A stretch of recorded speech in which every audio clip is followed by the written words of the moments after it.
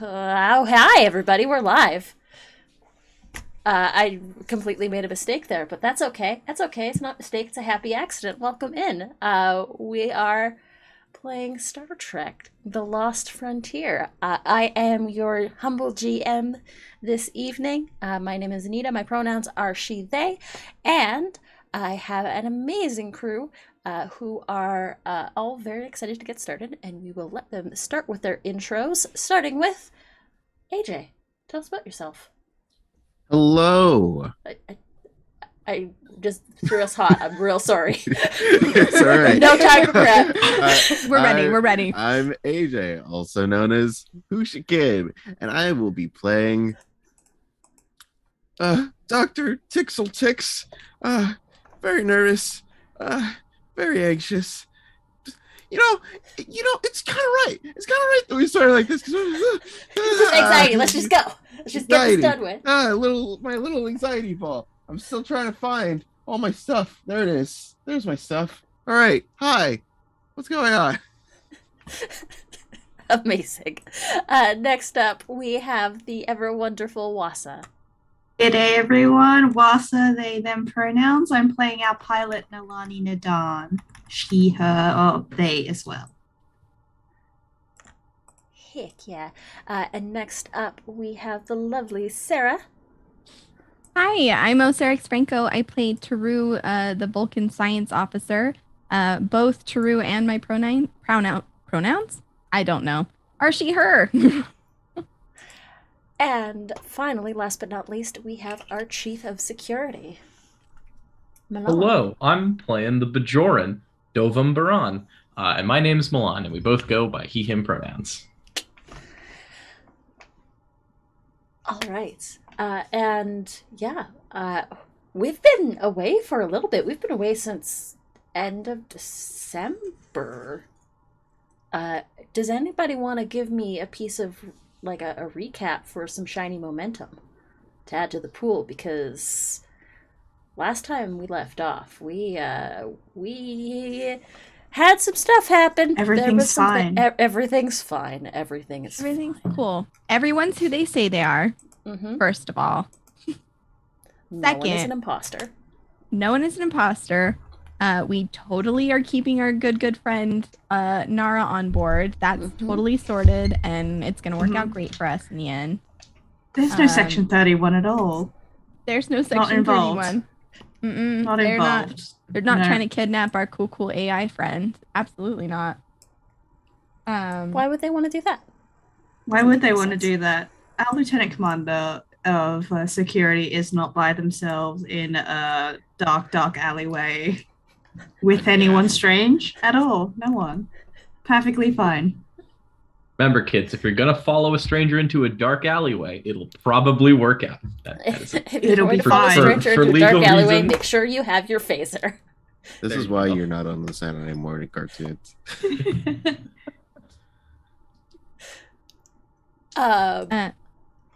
We each had a therapy session with the new counselor, which was pretty good. Tick's got a kiss. Ooh. What else is about it? Yeah, This I is mean, literally really. the only thing I remember. So therapy and kiss. There was a therapy session. There was a holodeck sparring session with Dovam and Ari, our ship's counselor, and you all got to kind of see what kind of a badass they are.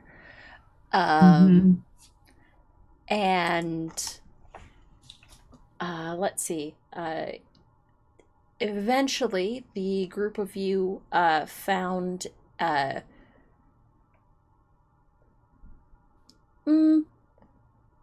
you all had a sort of a senior staff meeting, at which point Ari was talking with and doing sort of a counseling session with Nara to make sure that they were fine and they would be able to be integrated into the ship. You all actually had your first extended task, which was integrating Nara into a holographic matrix, which was a little bit like bottling the ocean, but it seemed to work out. It did definitely dampen a bunch of her abilities and powers. So she doesn't quite have the same amount of control over the ship. But during that therapy session, orders came down from on high that Nara was to be taken off of the ship and sent back to Starfleet headquarters on Earth. Nara did not take that well at all. You realize that there was a little bit of a mystery.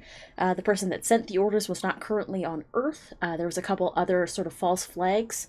And all this sort of led to Dovum, at least, to realize that Section 31 was involved. And upon informing the rest of the crew, was not quite believed. But the timing was a little bit too suspicious. So you all did your various spycraft research and sciencey science. You discovered that maybe you needed to talk to Barclay again.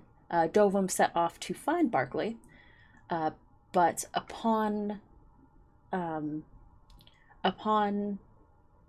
facing down with Barclay in a alley heading towards a shuttlecraft, I believe is where Barclay was headed at the time, you revealed that it was not, in fact, not Barclay. And that's kind of where we begin our session. And Dovum, you're sort of standing, there's that sort of, obviously there's that, like, last time on Star Trek, The Lost Frontier. And now, the conclusion. Because that was our mid-season break. The Magel Barrett voice comes across, and now the conclusion, and there's that little bit of a sting as Dovum, you are standing in a dark alley. It's kind of low lit in this area of the space station. It's sort of headed towards the docking ring, and you can see that who was once Barclay sort of takes off this sort of holographic almost face mask, kind of like the ones that were on, or like Avengers, or Winter Soldier, like that. And you see that standing in front of you is Idris, a Section 31 agent that you are very familiar with, one that, in fact, helped recruit you into Starfleet. I think certainly my phaser is out. Set the stun. That was exactly what you said at the end of the episode. I draw my phaser, and that was where we ended. I told you to stay out of it. And what's with the phaser, really? The third degree? Dovum. I thought we were better friends than that.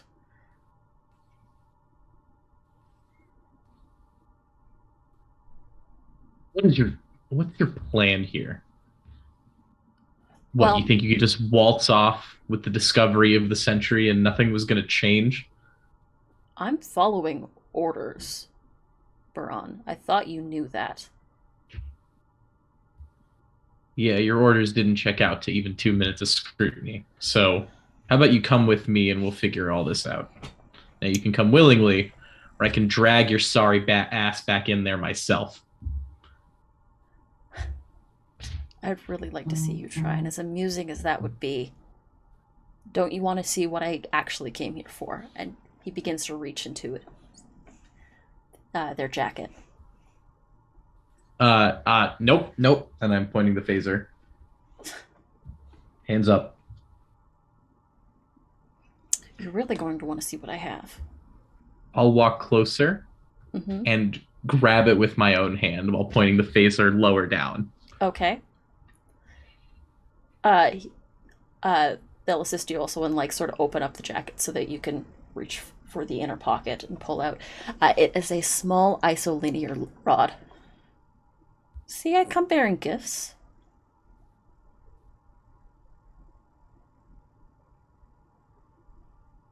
For a console or anywhere I can see what's on this thing? Absolutely there is. Let's say right. for the sake of narrative, absolutely. For the sake of convenience of plot. I will switch my phaser over to my other hand and start using the console to see just what's on the. Video files. It is a transmission. There is no sort of audio visual on this console. Also, all you see is the data output. It is very damaged, like heavily damaged. See, I told you I come bearing gifts. Really, you need to just put the phaser down. I'm just doing my job. Then you'll come with me to verify this. I mean, I don't. It's adorable that you think that I could even, if I didn't want you to catch me, you wouldn't have caught me, Dovum. I think you should realize that by now. I will put my phaser away. All right, then. Come on. Lead the way. And I will take them back to the ship.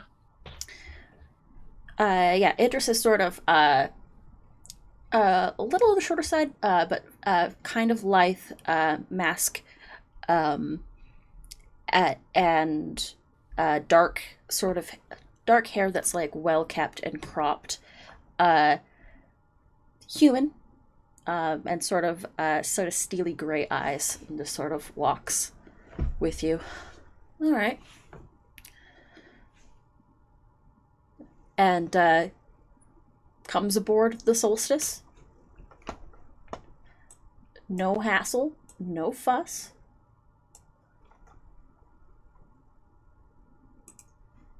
But really, do you have to have the phaser? I already put it away at this point. And walks a little bit more comfortably with you. See, it's just like old times. This is nothing like old times. Oh no. You were much better at the wet work back then. Old Dovum would have shot me where I stood. Like you, I tend to keep my promises that I make. Oh, you wound me. And I will take Idris to the ready room and have them wait there with a couple of force fields on the exits, just in case. Yeah, they sit patiently, and they just sort of clasp their hands and just sort of tap, look at the desk, knock on it. Make me an insight plus security roll.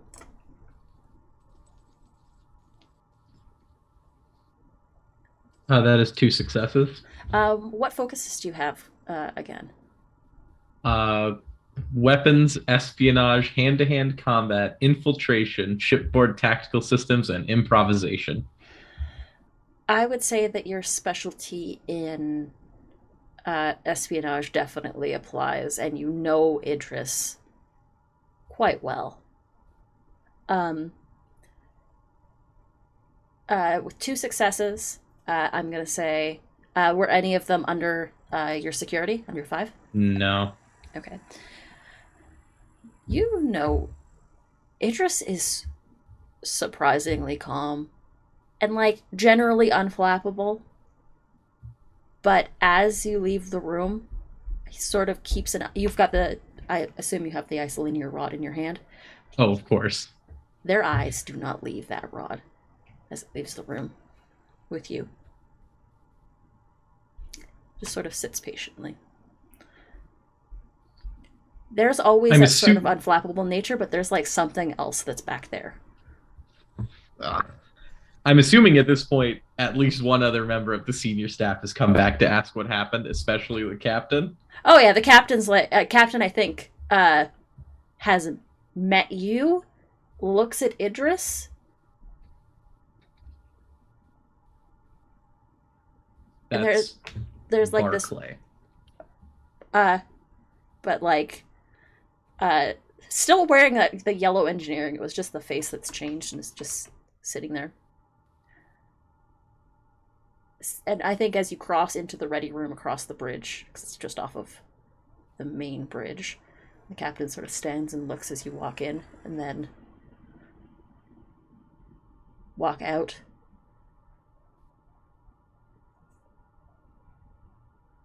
Who's our guest?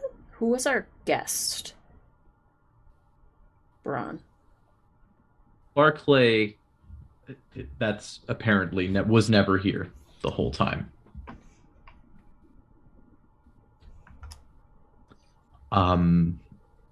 They had this, and I hold out this chip. It's some kind of recording or playback of audiovisual. Captain takes it. All right. Is the data, like, did you see it?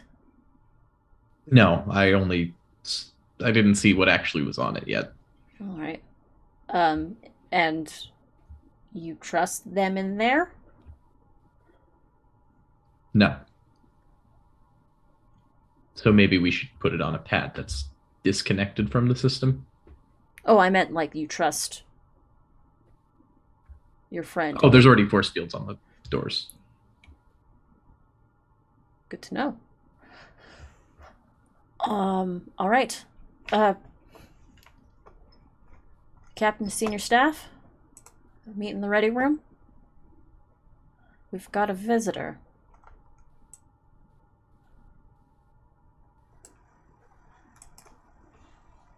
Credits roll.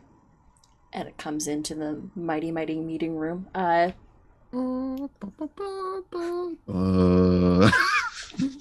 Basically the video that AJ made. That's our intro crawl. The group of you are sitting in this meeting room, and Idris just looks like, just sits there, very calm, very placid. Sort of looks at you, Nalani, and like quirks an eyebrow, like almost like you might have been on a list or two. Okay. I see. Do you invite I am blanking on names. My spy mom? Yeah, your spy mom? Do you Yeah. invite spy mom? Yes, I do. Before you enter the meeting room, she looks at all of you and says, Idris is not to be trusted, and the fact that you let them on the ship is highly concerning.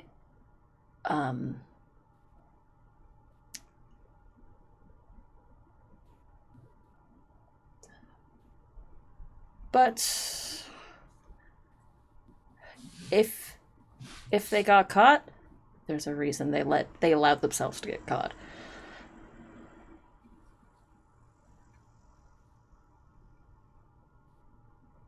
Do you have any Lane. idea of Go what ahead. that would be? Your guess is as good as mine. Might have something to do with what's on that. And points to the isolinear data rod. Do we have any idea what might be on here? Some kind of video.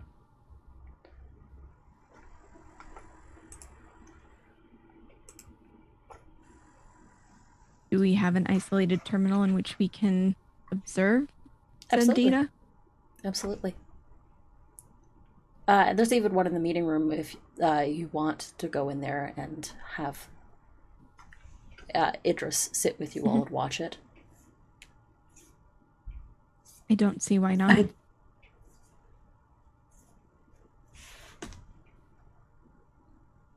Does anyone here have any qualms? No.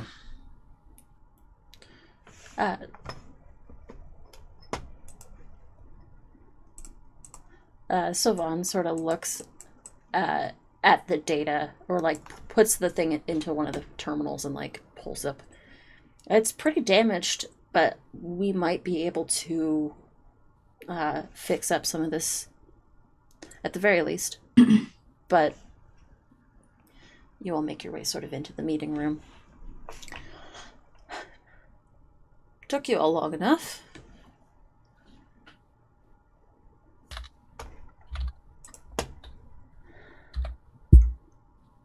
Long enough for what? Well, I mean, to make up your minds whether or not you were actually going to let me talk or come back in here. And honestly, it's... So, and looks at M. M! How are you keeping these days? And M just sort of rolls their eyes. Just spit it out, Idris. Why are you here? I brought you a present. I mean, obviously, I was going to try and handle the situation without your interference, but seems you're a little too smart for your own good. And obviously, time is of the essence, so we might as well wrangle the children in on this.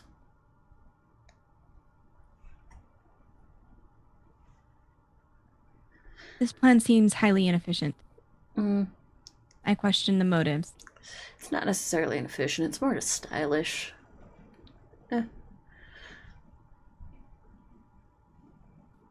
Taru just kind of looks around at everybody like, yeah, I know, I said inefficient. being able to subdue the AI through the means of the holographic emitter is definitely one thing that helped me achieve my means. But you'll need to see why exactly we're doing this. So does one of you want to put that up already? Do you have any popcorn?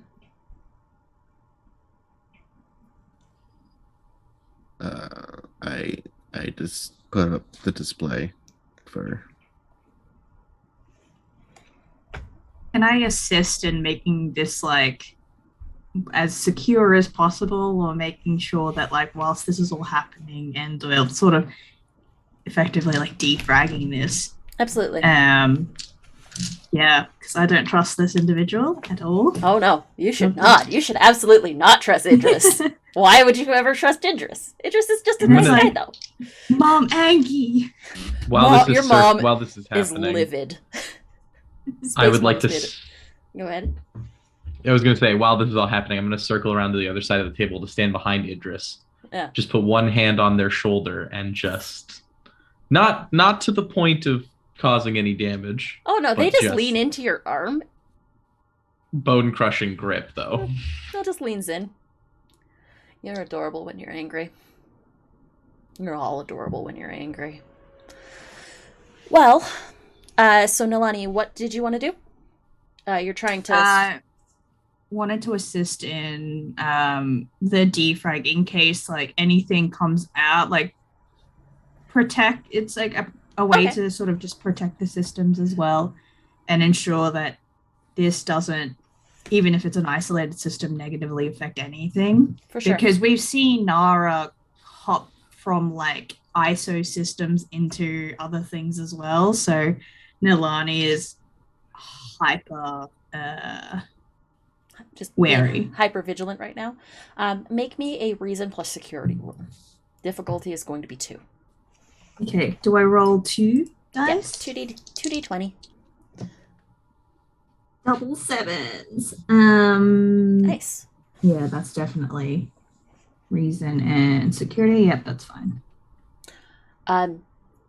Easily enough, you manage to sort of isolate the system, and you also create sort of this encryption around the video. And while you're at it, you see that the data itself is very damaged and fragmented, but you're able to sort of like piece together a little bit of it. And it pops up on the screen, and you hear the blaring of klaxons. There is a crackling of sort of static over top of this image. It is very broken up. But you hear the words solstice, the words immediate assistance, the words anomaly, and Nara.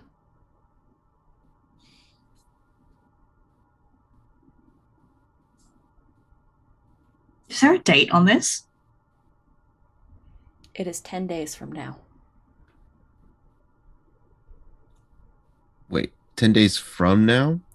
Correct. Oh my god. Nice. See, I brought you presents. I don't know why you're so upset.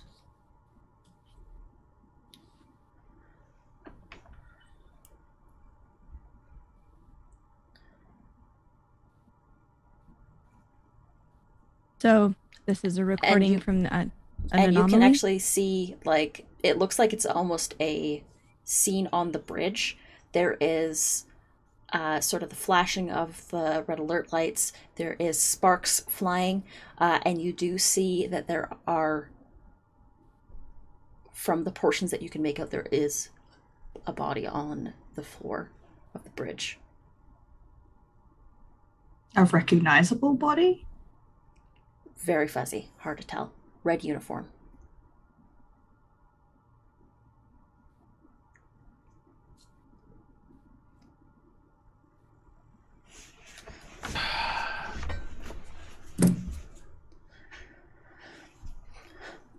Starfleet intelligence received this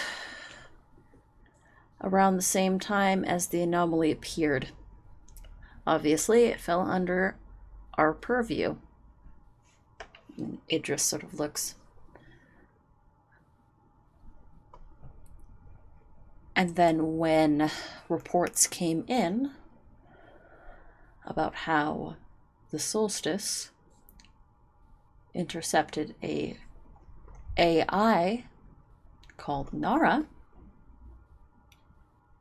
we were put to work.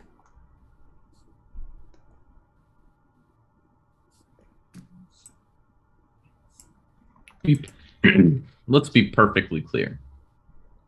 You're not part of Starfleet.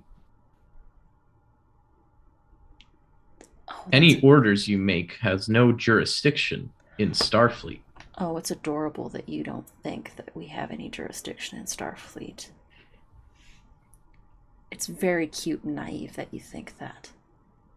We do the things that Starfleet is afraid to do, and we make sure that we keep the lives of every Federation citizen safe and secure. The reason why there aren't things out in the dark threatening you right now are because we are out there fighting them. And this is like the jovial demeanor drops from Idris, and just this dead stare. Space is real big, full of a lot of darkness. We keep those things at bay.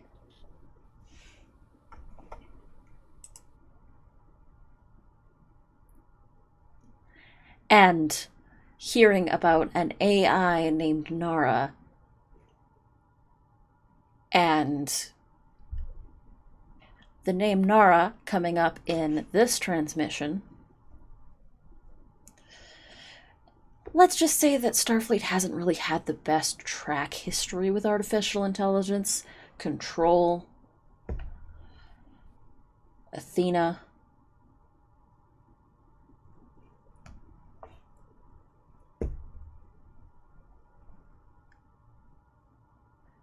So what was your intention?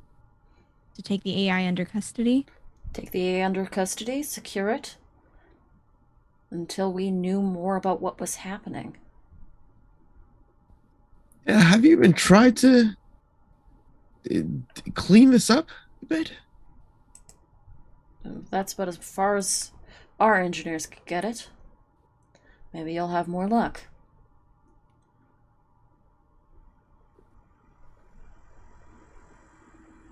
Because I've seen broken up transmissions before.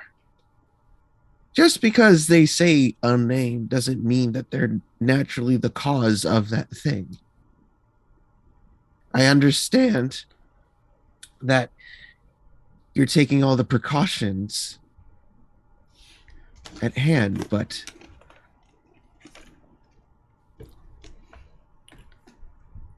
not everything needs to be jumping the gun.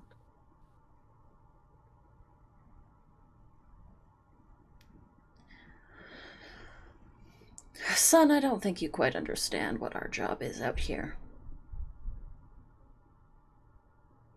I Our have a job- vague idea. Our job is to do the things that Starfleet is too afraid to do. To stop the threats before they happen, before they become a problem. I mean, your Nara will be perfectly fine in our care. Make sure that no harm comes to them. After all, this level of advancement in artificial intelligence is incredible. Deserving of study. Deserving of care. But mark my words, if there was any threat to Federation lives from this AI, they would be neutralized.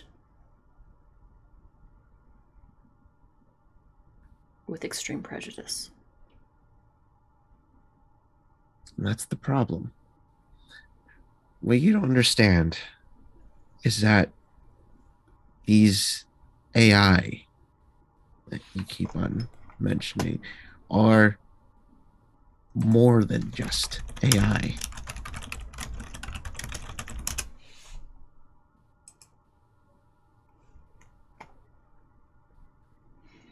We made a mistake with control.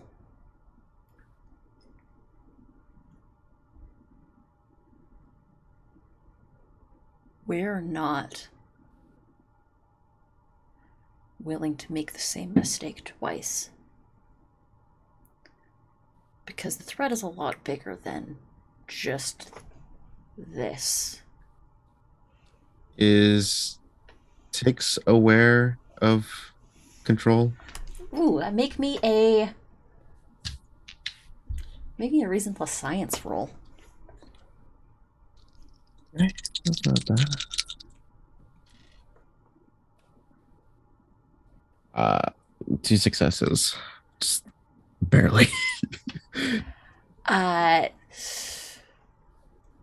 What you know is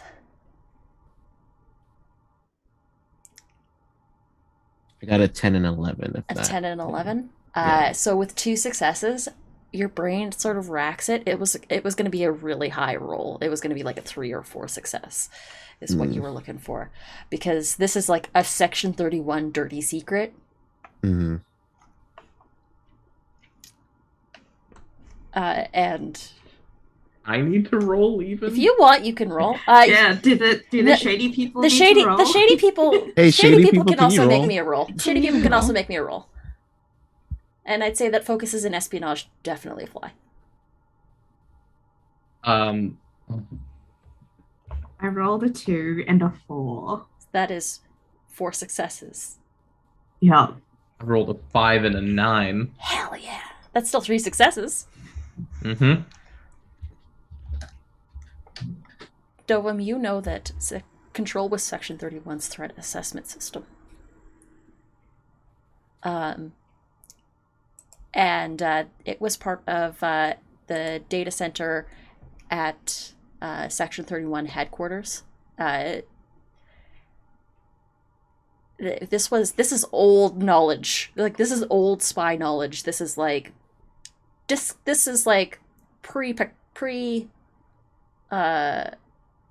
pre-Kirk knowledge. This is Discovery.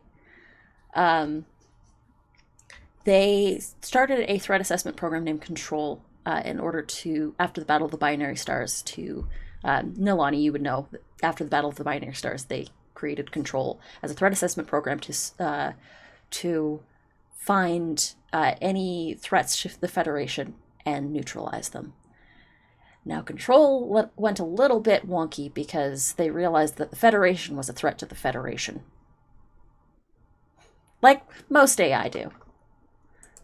How very Skynet of them. A very Skynet.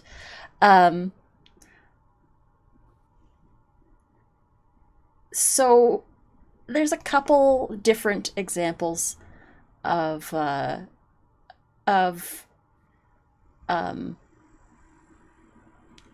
highly advanced alien computers that went a little bit wild and woolly.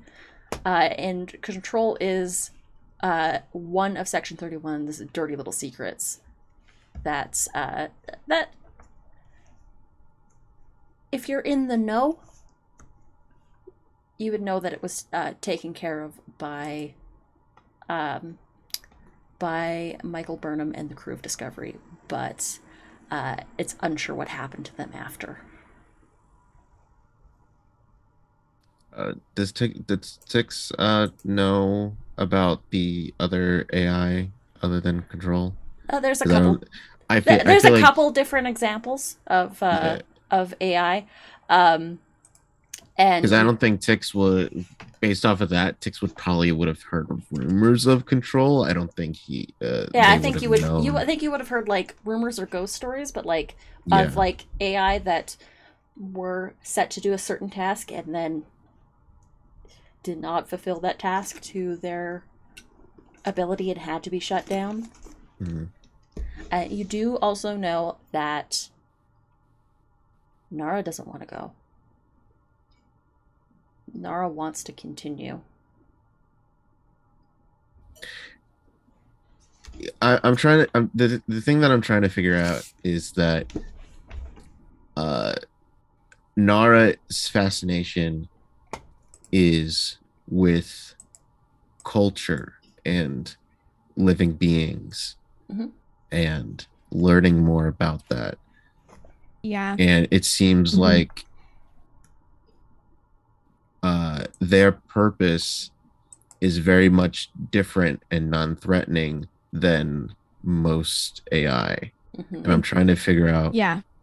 if Drew there is was actually if there was Nara's- another AI that was like that was similar to that, or like I'm trying to find the difference between the AIs that went rogue and and Nara. The directive?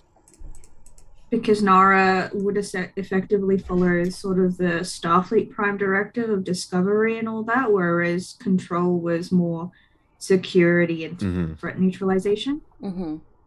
Those are very Yeah. two different They are- fields in a sense. They are. But you also realize that at this point, the reason why Idris is very like firm on this point is it's a kind of a once bitten, twice shy situation. Like there is a history of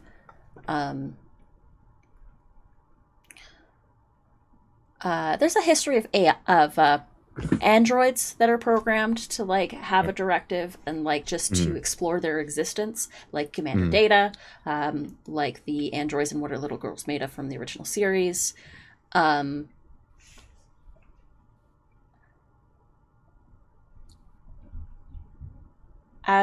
But hearing like the destruction of the ship and the name Nara mentioned has Idris's hackles raised, or Section 31's hackles raised. And the fact that this came from the future also is like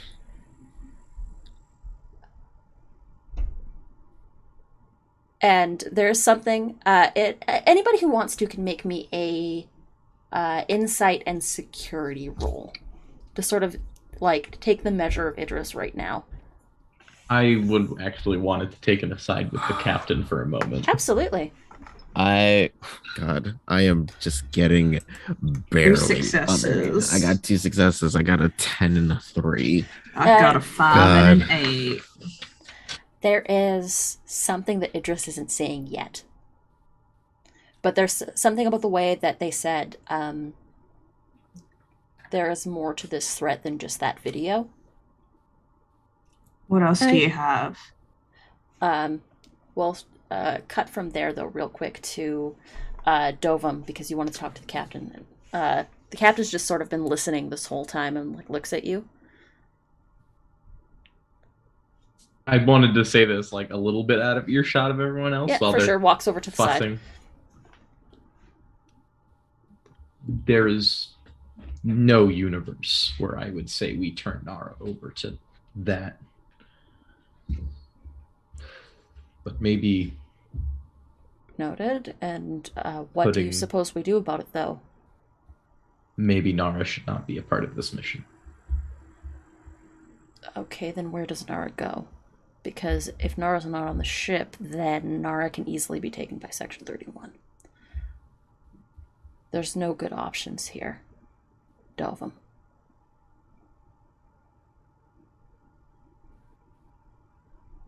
We take Nara with us, whatever happens, happens.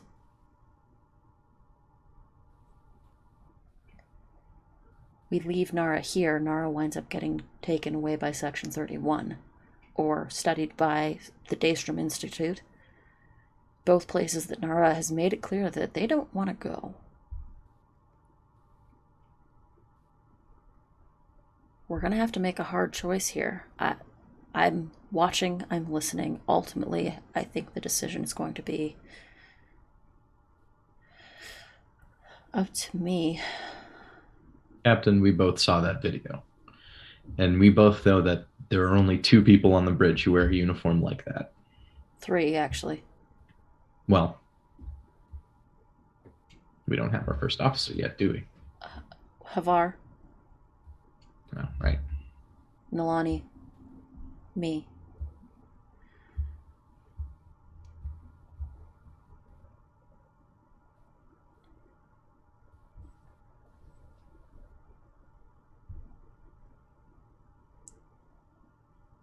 It also could have been one of the off shifts, could have been another comms officer. We don't know who it is, and until we clear up that footage, we won't know who it is. And even knowing who it is, who's to say that all of this isn't already playing out exactly as? I hate time travel. I freaking hate time travel. Because who's to Trust say me. that all of this isn't playing out exactly as it's supposed to play out? And we're all supposed to be having this conversation right now, and oh my god, I freaking hate time travel. Maybe it's One of my Just previous my- hosts was a theoretical physicist, and I was never lucky enough to have an orb experience. But I know something about premonition.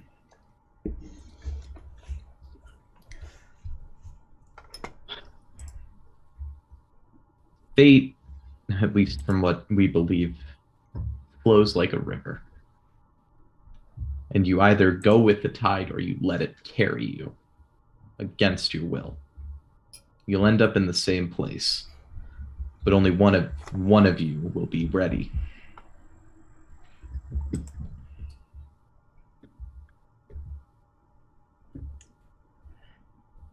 Changing destiny often comes with circumstances that are sometimes worse than where they started.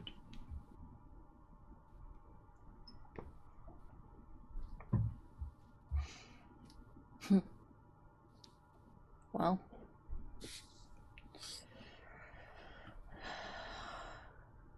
at the very least, whatever happens, happens. Decision has to be made. And Valen sort of straightens and sits back down. And Nalani, at that point, you sort of say, "What else are you telling us?" Can I stand? Can I see the screen for a little bit? I promise. No funny business.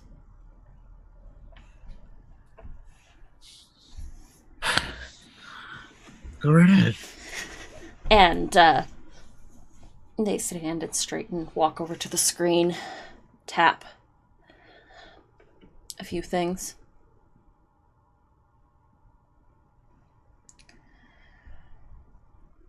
We noticed the signal at this point about 4 weeks ago.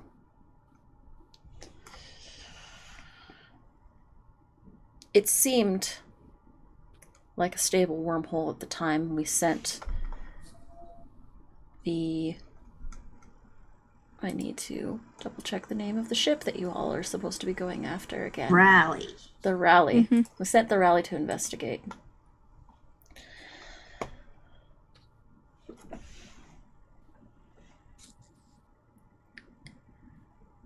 But when the Rally investigated, there was a pulse. And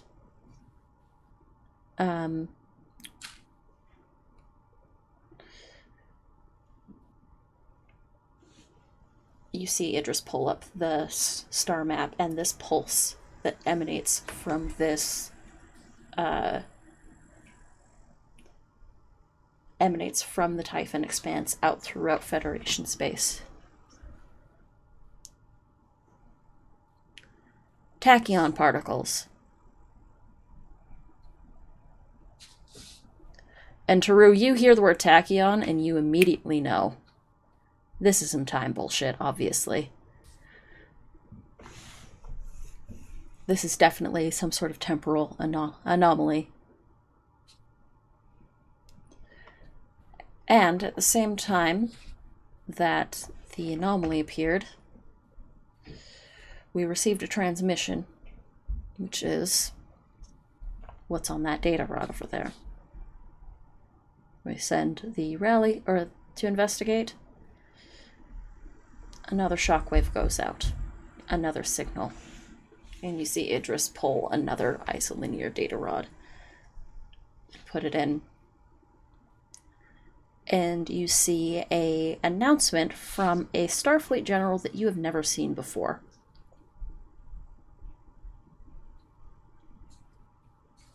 Looks like standing orders for the USS Solstice. So your mission at this point is to investigate the anomaly, to check it out for any disturbances, and see to it that if it is a stable wormhole, this is the discovery of a lifetime. There's no reason where it goes, what it is, who knows? The Typhon Expanse obviously has a little bit of history of some temporal disturbances, but that shouldn't be too much for your crew. And you see Valen sort of sitting at the other end of the desk. Oh, understood. Admiral Pascal, it's very good to talk to you, and we are ready and excited to get underway.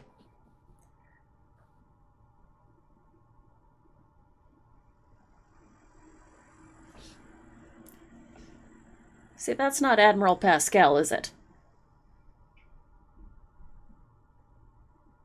I see the Admiral Pascal we know as an Aurelian. Hashtag not my admiral. Hashtag not my Admiral.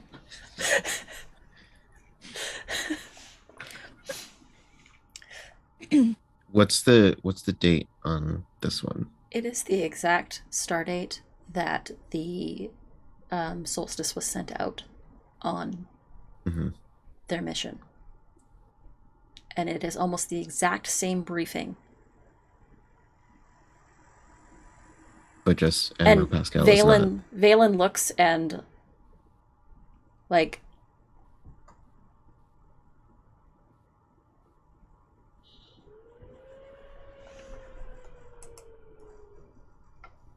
and the sort of transmission continues. Well, best of luck. Captain Pale, it's good to talk to you again. And Dovum, you know it instantly that is the former last name of Captain Valen Till before he was joined.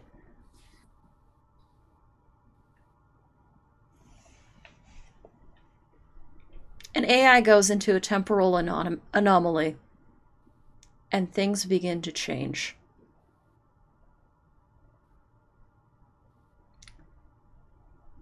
Ripples happen.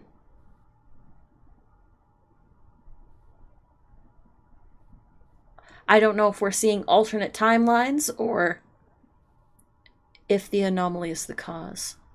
But Section 31 picked up on these transmissions. And I have to question the organization's logic. This seems highly reactive. The AI and Nora it is the nature of Section 31 to be reactive. understand. However, I question your motives.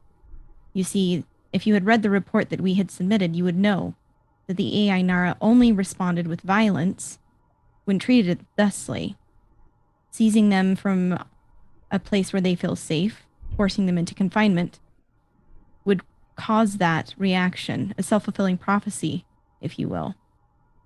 There's also the thing to consider that we do not understand what these anomalies are or how they operate. The AI Nara has been traveling through a space zone that we are unfamiliar with and might be able to unlock those answers. Assuming that the presence aboard this vessel as we go to investigate the anomaly is simply one outcome. Perhaps the message is indicating that Nara is needed in order to determine what is happening here.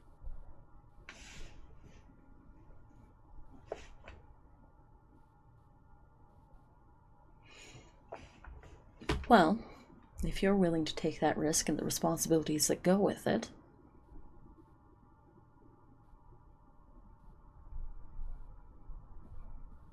I'm not at liberty to make the choice for the rest of the crew, however. I do question why this was not considered. And I'm sure you know the reputation of this ship.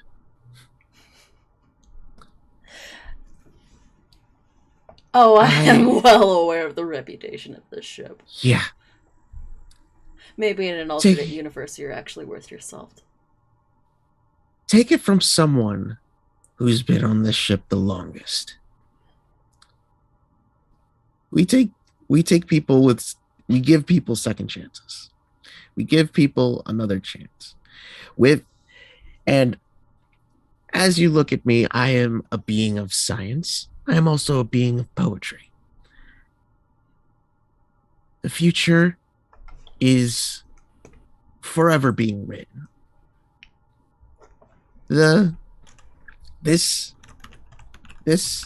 video could possibly happen, could possibly not happen. The fact that we know it's going to happen has already possibly altered the way that we are going to interact with this possibility.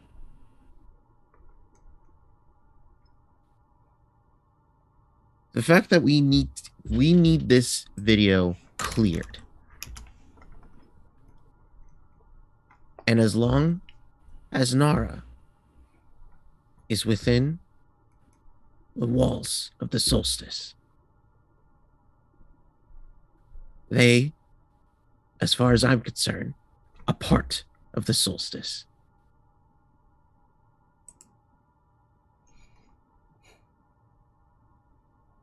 They deserve that second chance.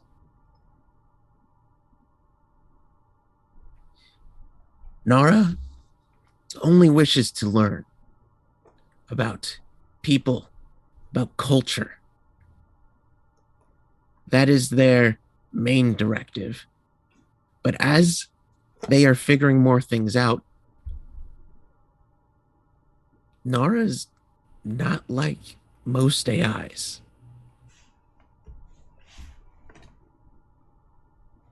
Elaborate.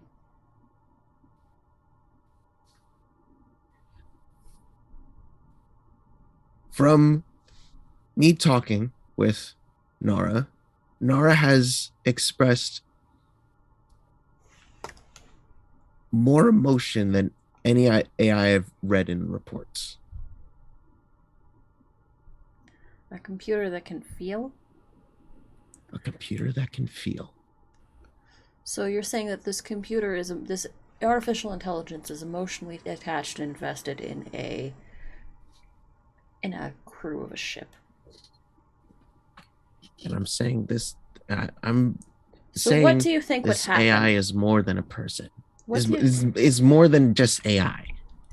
Clearly exhibiting signs that they have some sort of.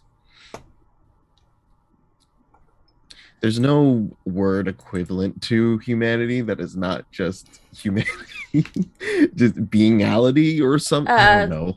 Sentience, Sentience. sentience and empathy. Yeah. Idris sort of looks. Let's follow that line of reasoning, shall we? You're saying that this AI is emotionally competent, invested, and able to feel emotions fully. What do you... But how would you... Actually, would you be able to call your ship's counselor in here real quick? Oh, I thought she would be here already since she's part of the seniors. Isn't she part of senior staff? They haven't been called in yet, and at that point, the captain goes, "Till to counselor, would you be able to come up here?" Ari goes, "Yeah, I'll be right on my way," and pops up, a couple beats, and Counselor Kai. Counselor Shovas Kai? Yeah, Ari Shovas Kai. That was the full name that they gave me in the file. Yeah, that's correct. That is correct. Who is this? How would you describe the emotional intelligence of the AI Nara? Nara feels, as far as I can tell, I, as an empath, can't actually sense any emotions through the AI. But from talking with them, the thought is that they feel emotions very deeply. They don't seem able to compartmentalize or fully understand the depth of emotions that... How do I put this without sounding...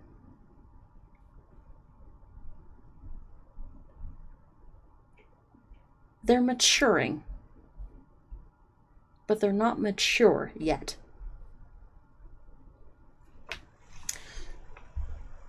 Would you consider the emotional intelligence of an AI such as Nora fit for a task such as being a member of a Starfleet crew? I think with the proper amount of training and absolutely given enough time. As Nara is right now, if some tragedy were to befall the ship, and people that Nara cares for were to be put in danger, in harm's way, possibly injured or worse, how do you think Nara would react?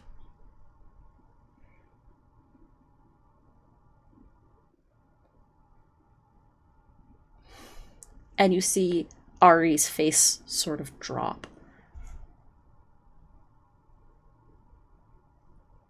In my experience, probably with some level of volatility.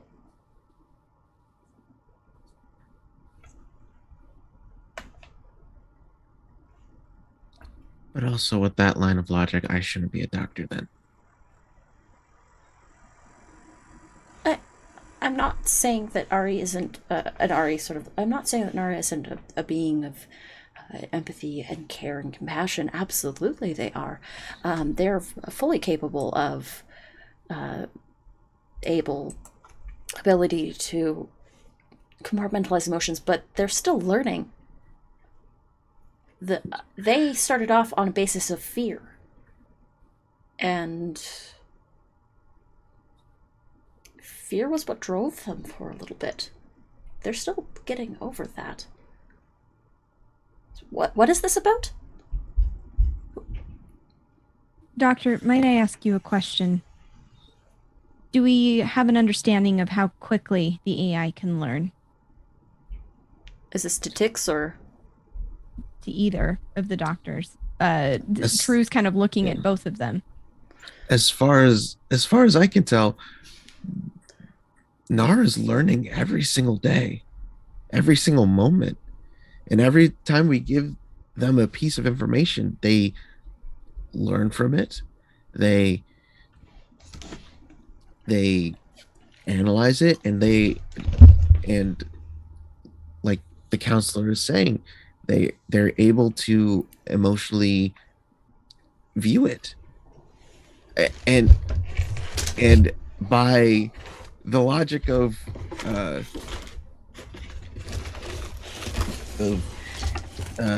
this here 31 Dr. Ari. agent, Oh, this 31 understood. agent,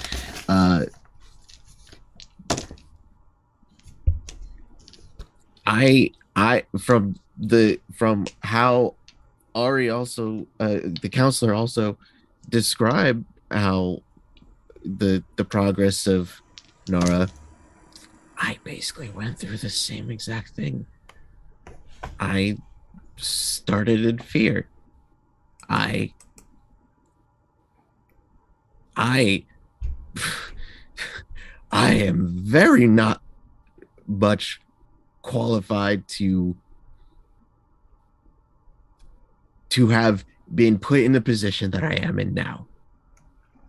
I was thrust into this position, but I learned with the experience that I have with the people of this ship. I have been learning every single day. Yes, I had the benefit of going to Starfleet Academy, but also there was a time in which I was basically an intern before I even got dragged into Starfleet, trying to save my mentor's life.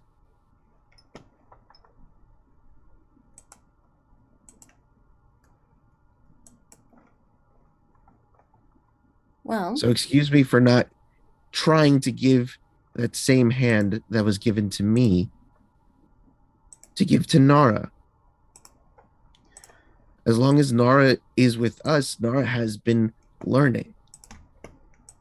Nara has been seeing how we react to things and comparing it to how they can react to things. The difference is a sentient has a meltdown, they go and develop a substance abuse problem, they cure it in therapy. An AI has a meltdown and people can die. Ticks. People could die.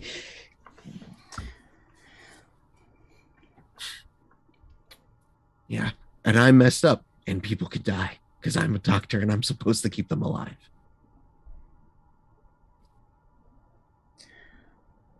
well, as much as I'd love to continue talking around in circles with you, I think a decision needs to be made.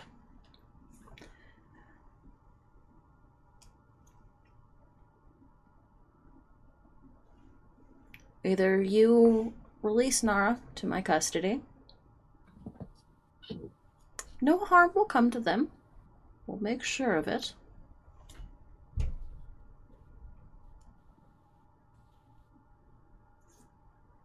Or you take Nara with you. Cards fall where they may, and these anomalies keep happening.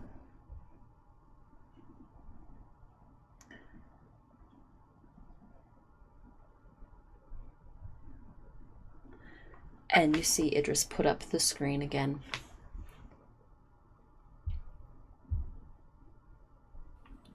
The anomaly appears. There's a blip on the screen with a ripple effect. We find the data recording from the solstice 10 days from now. The rally is sent to investigate. There's another blip on the screen.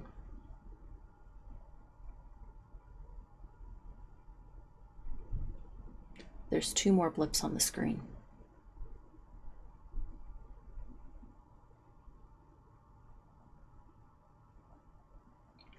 As for these 2, I'm not quite sure what happened with those. The timeline keeps shifting.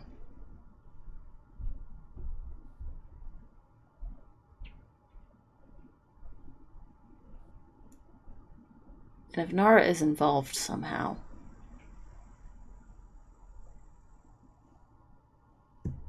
it's my job to stop it before it happens. There's no time division in Starfleet. We haven't even cracked that yet.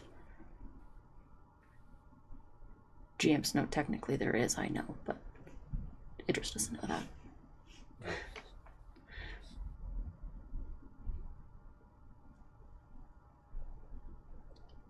So, As I watch these recordings, like as Taru observes these, is there a way? Because I've got focuses in astrophysics and physics, and is there a way that I could?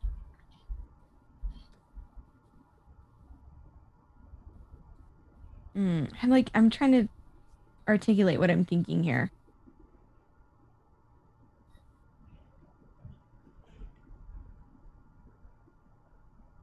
Is there how much would Taru know about these like rippling effects and how damaging they actually are? You know what I mean? make me a reason plus science roll. And yes, your focuses apply. Okay. That they are both under with a 13 and a 12. Okay. 2 successes. You would know that if there is something happening to the timeline, you don't know if the next one could potentially erase this entire existence as you know it. Potentially. There is a lot of different scenarios that could occur. You could stop existing.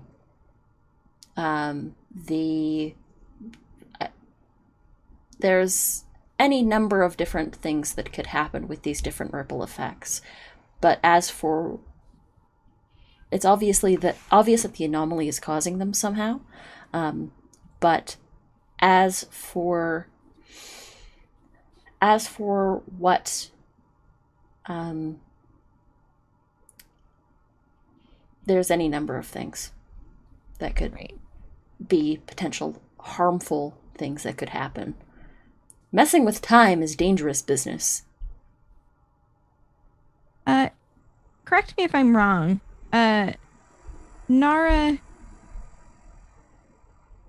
Nara's origins, they told us a little bit about that, right? Yes, Nara came from a planet in the Gamma Quadrant. The sun has since gone supernova. As for the cause of it, unclear as to how or why.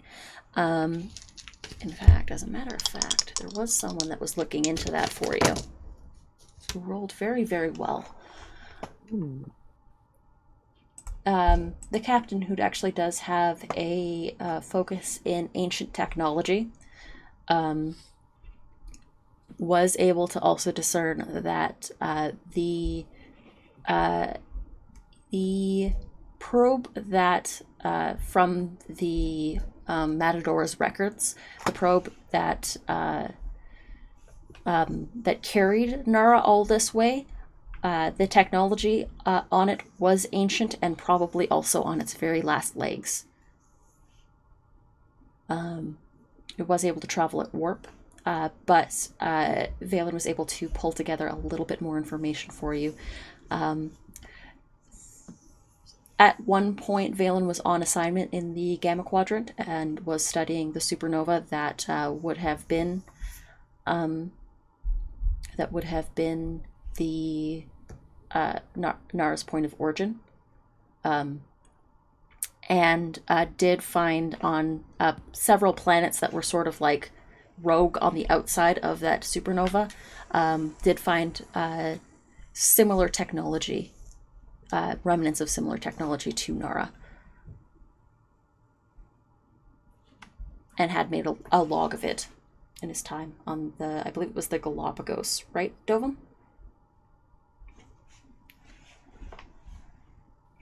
A question. Do we know that Nara is definitively one of the reasons for the anomalies, or is this just speculation because someone said their name in a recording? Nara's name was in the recording. It's speculation, but Section 31 generally likes to shoot first and ask questions later, especially when it comes to threats of this scale. And the fact that there is a Section 31 officer sitting at a table having this conversation with you tells you something. It tells you that they don't quite have all the information. And the fact that they just haven't, because you realize at this point that during the whole transfer process, at any point, Idris could have pulled the plug on Nara and just wiped them.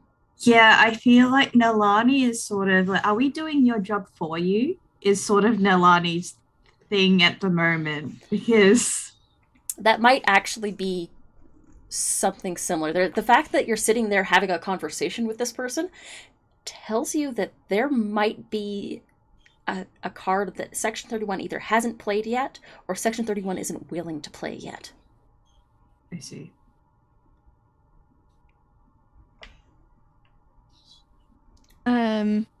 Perhaps we should just make our final recommendations to the captain. I think Tix has been feeling very stressed. Oh yeah, this is a stressful situation for Tix. And just is like glaring at this District 31 officer, and just like kind of, I feel like was kind of like gripping the table a little bit, and just kind of like turns to the captain. Bane just happened. God damn it. Turns to the captain. And it's like, I'm sure you know my stance. I don't think I need to explain further. You don't. It's understood. And Tix will take a step back for anyone else to give their recommendations to the captain. Savant's has sort of been listening this entire time, and let's have a quick look and see what Savant is thinking.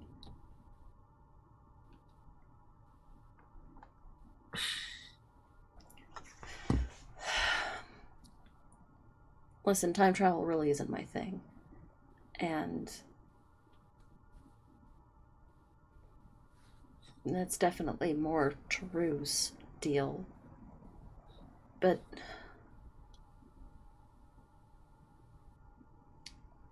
let me just do a quick... There is something that is sort of percolating at the back of Sylvan's mind. Let's see if they put it together.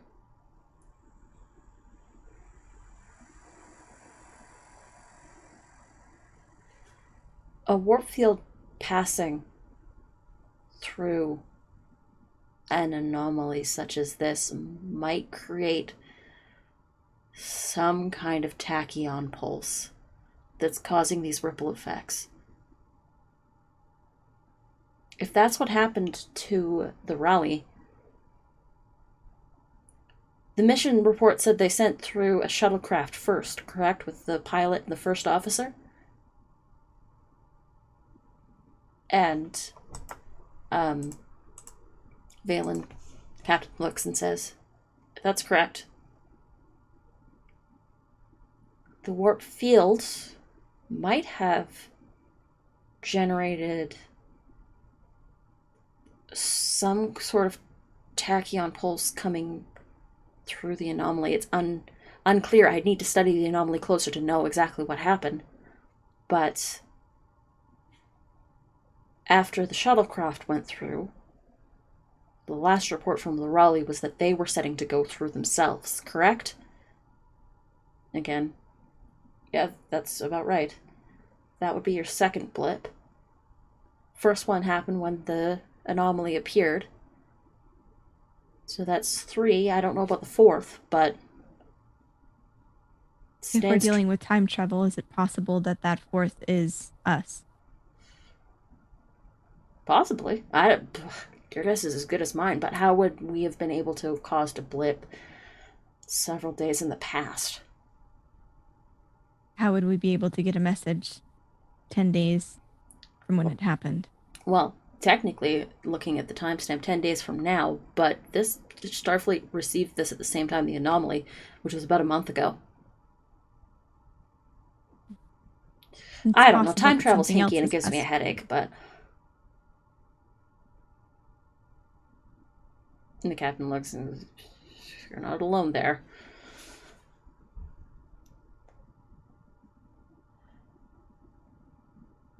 Well?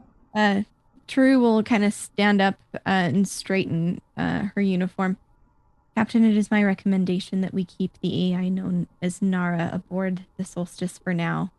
I believe that the knowledge that this AI contains or can learn will be essential in determining how we best approach the anomaly. While I recognize that there is a level of risk, and as long as these anomalies keep happening, it is possible that it could be incredibly detrimental to existence. I believe that the AI is simply a piece of this puzzle. And if we are to remove it from the board, I believe that we might not be able to solve it.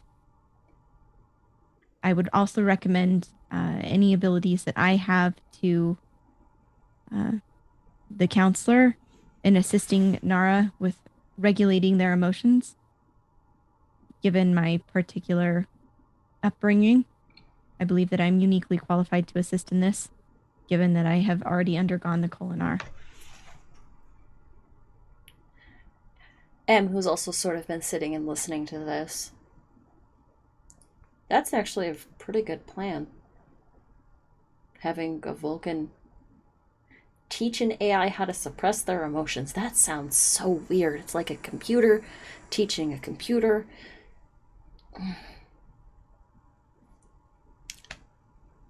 Seems like a good plan to me.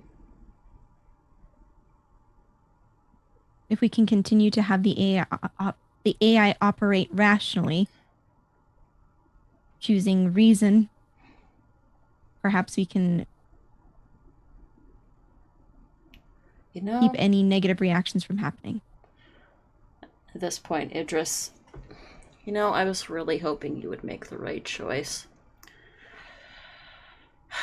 Seems I have right to do choices things are myself. subjective. And they reach into their jacket. Thank you for that bane, Darby. No. I was literally about to be like, I was gonna say that I've been Chix is standing- looking at Taru Mhm. with such with so much like, please, thank you so much. As established earlier, I've been standing next to them the whole time. Mhm. If I see them reach for something in their pocket, I'm gonna try. Well, and there was stop. a point where they actually stood up and like put another data rod in there. So there was like, I don't think you were holding on to them that whole time. Fair. I was really hoping you'd make the right decision. And they reach into their pocket again and press a small button, and you see the whirring of a force field as Idris leaves the room. I'm gonna go after them with my phaser. Are you actually going to try and quick draw and shoot them as they If they're walking out of the room, yeah. they're not walking out of the room. They are teleporting out of the room. There is a whirling of a Oh, a transporter? transporter Oh my beam. goodness. and Is there anything we can't do anything to be like transporter? No, kind of. thing? not from here, unfortunately. There's Oh my God. no console that allows you to access the ship's transporters from here. Can I like? What? I'm gonna still try to shoot him. I want to try to jump out of the force field. Oh my gosh. Oh no. I want I- to try to dodge the force field. Okay. Give me a fitness plus security roll. Actually, no, this is going to be a daring plus security roll, Tix. Oh, cool! My two lowest stats. Do it. Try it. This is going to be a Lowest- difficulty I have a 4. +2 magic item. I don't know what that does for me. I wanted to knock him out. Plus 2 is going to give you 2 off of your highest roll, or off your lowest roll. But you're going to need Okay. 4 successes to do this. This is going to be very difficult. Oh God! And we Alright. we can't do anything to All right, help. how do I mean, Yeah. how do I 'Cause make I- myself get more rolls again? you do have Like- 1 point of Determination? momentum currently I have in the 1 pool. point. I have 1 point of momentum. What can I do with? Isn't there something I could do with like values? If you If you, burn a point of determination, you can call upon a value. Nilani, you said there was something that you could do to try and help. Because I feel like Nilani doesn't trust this person at all, and was Oh, for very much sure. there for when they were like doing all of that stuff. Mhm. I feel like she was quite poised for anything to happen, and I don't know what that would like, what she could do to assist. But she does have the value of always have an exit strategy, which I'm not sure whether or not she would be like, this man is Section 31. They always have an exit strategy. Call I upon don't that trust value. them. Um, I could, but I could also roll for something, because If you I don't think wanna- Nilani could just bam no if you or want to anything. try, well, the thing is they reach for like a button sort of in their pocket, or like I think Yeah. they even like tap the comm badge on the side like twice, real quick, and then there's the whirling of this transporter field. And if Mhm. you want to, you can try and like help like Tix on either side and try to like grab them before they're able to do that second tap. Dovum, Okay. you said you wanted to try something as well, but this is going to be a very He's got a hard roll. Phaser. Yeah. got a phaser? Yeah. I want to. Yeah. Okay. So In fact, Are you guys okay with me using a momentum? Yes. This is going to be my Yeah. This is my lowest roll. momentum with for a the extra 1 and die. with a 1 and a 7. Oof. And I'm determined. I don't know if one of my values would fit. Of like No, the only- you can the only roll two an that I extra can- dice to assist. Okay. It's just one The- die. the what only What am I rolling for? the only values that I think could help is like that I think I could do is Daring help plus those security in for you. reach or either I don't know, help those in reach, nothing is beyond repair. I don't know. I don't think anything. I don't think. I don't- I think just the momentum is all you can do at this point. But Yeah, Dovin, you're all also right. trying to shoot, correct? Shoot. Give me a daring and security roll as well. Is mine like a fitness or a daring? Or, I'd say 'cause fitness it's a reaction. and security. A daring and security means that it's like a quick reaction sort of deal. Fitness is like you're trained and steady. But Okay, like, I spur of got the two moment daring. successes. Okay. What did you Okay. get? This is like a. You would need at least 4 successes to make this work. All right. So I can take 2 away. Can I take 2 away to make it into a 1? What? Oh, you got a 3? I got a 3 on one of my rolls, So that would be 2 successes. and I got a 7 and an 8. And you needed a I needed an 8. an 8. That hits it. That's Oh that my would be God! 4 successes. No, but Get it! Get it! But- I mean, get it. because I'm also going Congratulations on to your I'm also success. going to spend a point of threat to up the Oh. difficulty of this by 1, so it is a 5. Damn I it. I'm sneaky like this. You got 2 successes? I got 2 successes. And Dovum, give me a reason plus fitness or daring plus security. You said daring first, so that's Yes, what I I was did gonna say roll.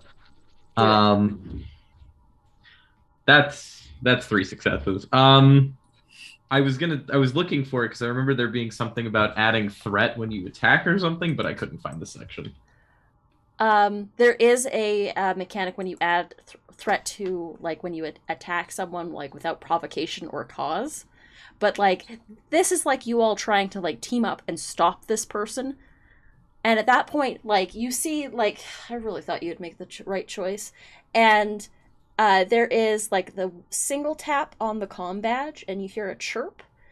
At that point, Tix leaps over the table as Nalani leaps from the other side, and the two of you tackle Idris to the ground, and, like, there is, like, this little bit of a scuffle. Idris gets up to the side and moves over towards the door as it sort of, like, whirs open, and there's that movement to the hand for the second tap. As Dovum, you shoot with your phaser, and Idris drops to the ground. You are under arrest for impersonating a Starfleet officer. Until a full investigation has been completed, you'll be confined to the ship's hold. Oh, and Idris is out cold. I say this anyway because it's the law. Give him his rights.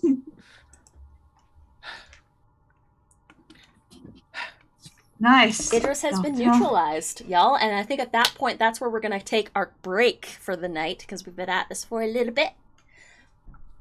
We are going to take our quick little break. At that point, I'd say that you also earned a whole crap ton of momentum, so you're all at, like, it was like 2 successes. It was 5 success. 5.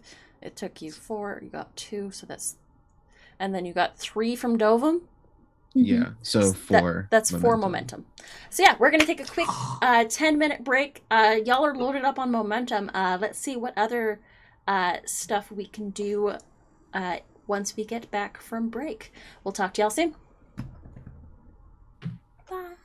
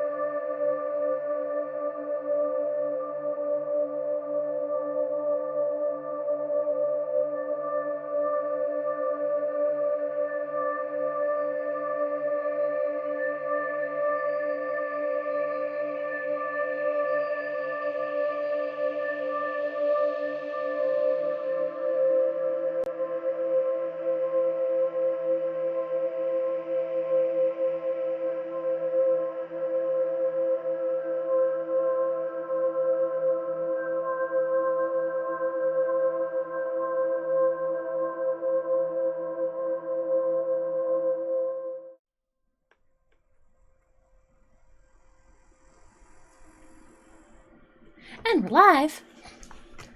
Hi, everybody. Welcome back.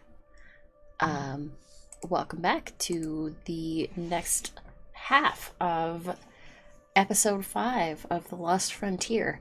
Intelligence is the ability to change. So our crew has managed to subdue Idris, and you've gained a whole bunch of new information. What do y'all do now?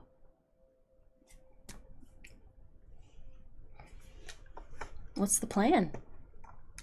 Tix takes a seat and breathes. There's a couple security officers come in, of your security officers come in Novum, and they grab Idris up by either side and take them out of the ready room. They should probably take their The comm badge? Absolutely. Maybe. That's like Yeah. that's taken off. Trained. Yeah. Is there anything that M wants Nalani to do because they were communicating to someone outside of the ship to get out?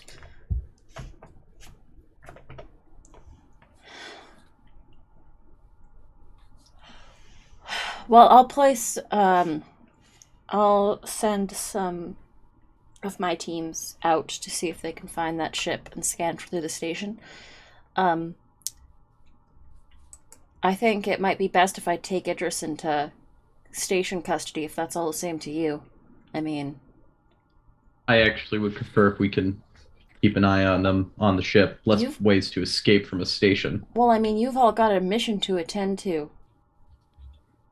I can babysit. You really want to take someone that dangerous along? If the captain agrees. Captain, sort of. I don't like keeping him on the ship, personally. Because if there's a ship out there that he's communicating to, and they manage to get a message out somehow, that still puts us at risk. We'll have 31 on our tail throughout the entire mission. I mean, you're probably gonna have... I mean, they're going to be there anyway. Oh my god, Noir, welcome in. Good to see you, bud. Super intense roleplay for the first half, and then Noir comes in and drops the name generator. It makes me so happy. It makes me very happy Anytime. as well. I love it so much. So, what I mean, would it be just Lieutenant Commander Cordova? Would it be okay to leave them at the station and leave one of your security officers with them Oh, to be able no. to? We keep their station security if we're leaving them behind. That's It's- all my purview. And I mean, honestly, if we take Idris into our custody, we'll make sure that I can personally make sure that they don't get out. I believe you have every intention, but Also, I outrank you, son. fair. I just think that it might be handy to have him for bargaining in the future if it becomes necessary. Personally, I don't know if I want to see his face anymore. I mean, personally, I don't want to see their face anymore either, but that's mostly because I really wanted, like, at some point, I'll get to punch it, and that'll be satisfying, but not today. The good Yeah, work. it's That was quick thinking, Doctor. You know, you get And used Nalani, I always to know you're good at this. This is what you're built for. you know, sometimes there was that weird virus that was going around that made people's bodies just convulse and start running away. You gotta be a little bit more limber on your feet. I'll have to read the file on that one. I would recommend that you don't. It can be somewhat disturbing. Yeah, I had to deal with Master Chief Petty Officer Wilma Fingerdew, that was not a pretty sight. There are actually new Starfleet protocols because of that incident. I hate you They so call it much. Protocol I Fingerdew. love you too. Bye. Captain, you know my feelings on this subject and why I would think taking them would be ideal, but, you know, we do still have the mission to worry about first.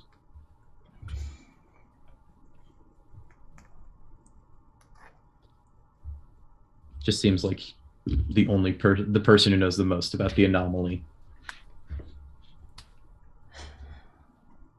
The person that knows the most about the anomaly and could also potentially ruin everything for us. But I mean, either way, if Idris gets out, either way, Section 31's on our tail and there's a target on our back. So really, here or there, it doesn't matter.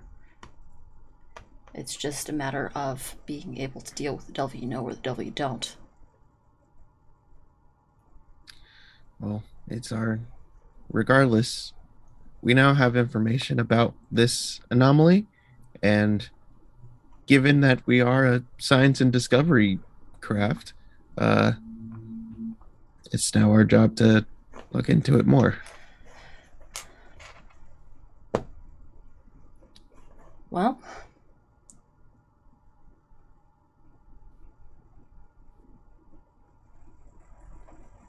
what say you? We keep him here? I think my recommendation is that he's pretty much served his usefulness. So leave him at the base. That's your vote. That is my vote, to leave him at the base. Dovum, keep him here. Deal with the devil. Taru? I believe that most of my time will be spent trying to understand and study the anomaly in partnership with Nara, while also helping the counselor however I can. That being said, I believe that resources will be stretched thin once we begin to encounter whatever waits for us there. It is my suggestion that we leave this agent within the custody of the station security here.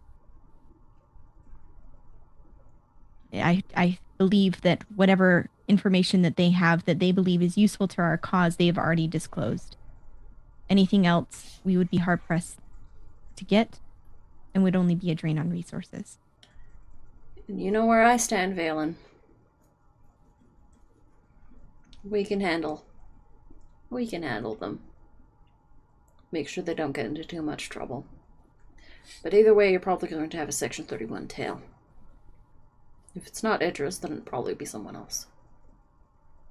Sloane's been out of the picture for a minute, but...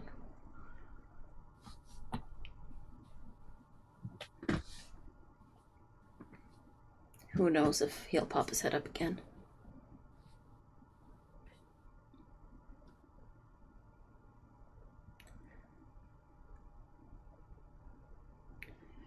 Nalani, Lieutenant, what do you say? Bias aside, I think he should be at the station. I think he's more trouble than he's worth on a mission here, and I don't trust him near Nara or anyone on the ship.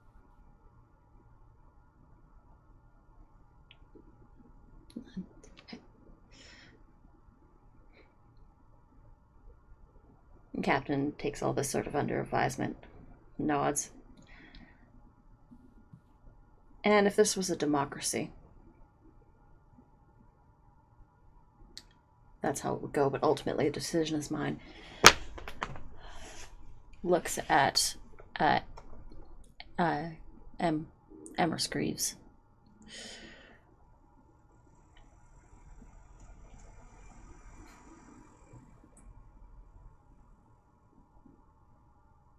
He's all yours. Lock him up, throw away the key. Either way, we're going to have to deal with Section 31.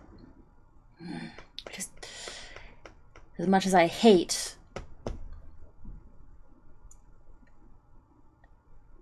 letting an asset like him go and putting them in the brig where we could potentially interrogate him more, Unfortunately, that puts us at risk.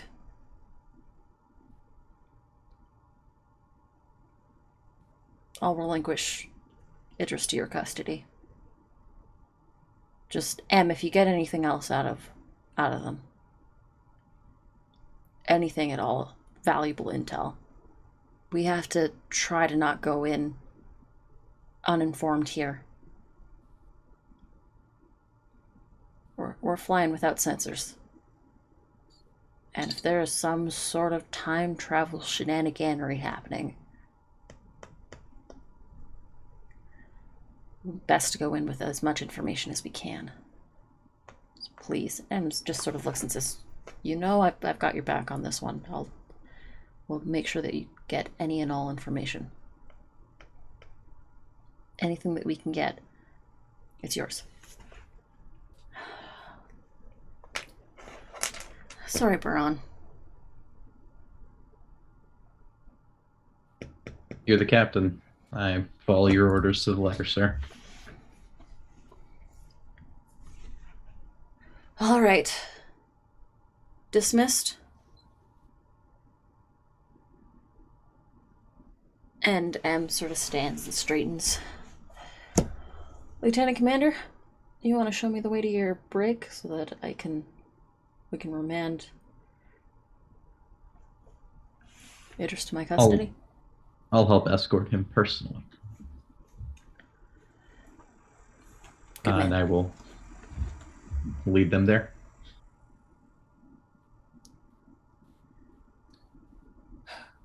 Saban, we need to figure out what else is on this video.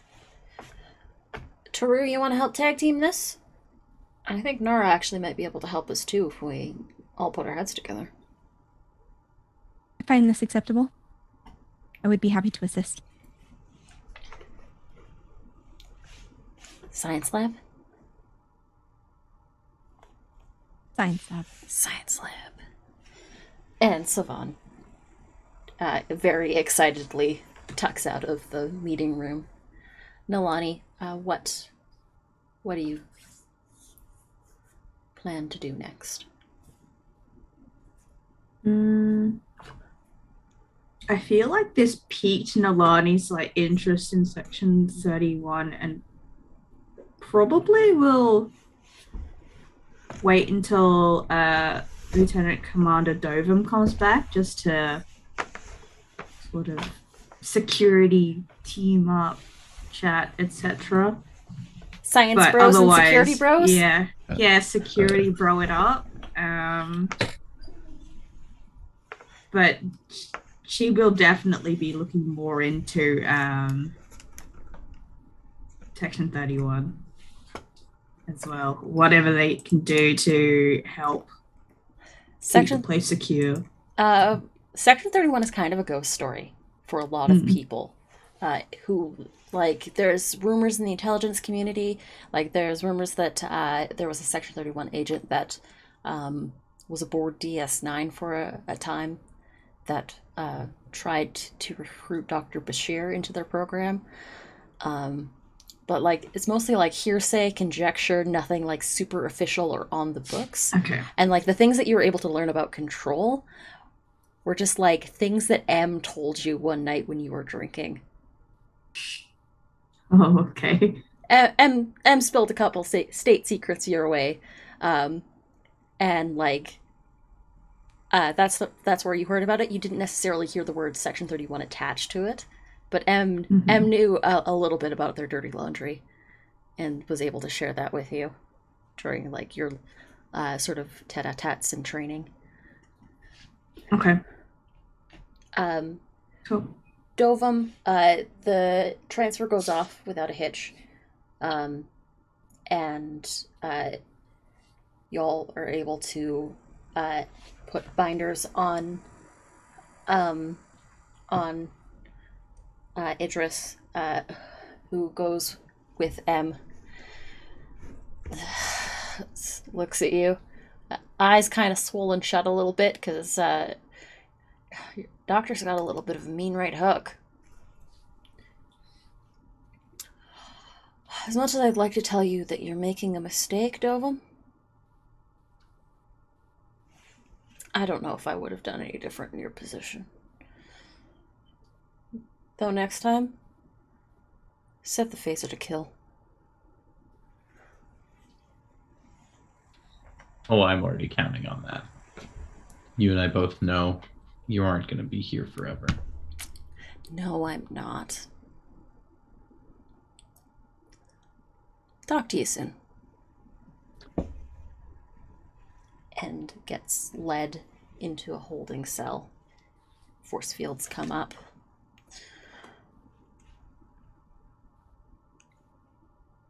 And M sort of looks at you.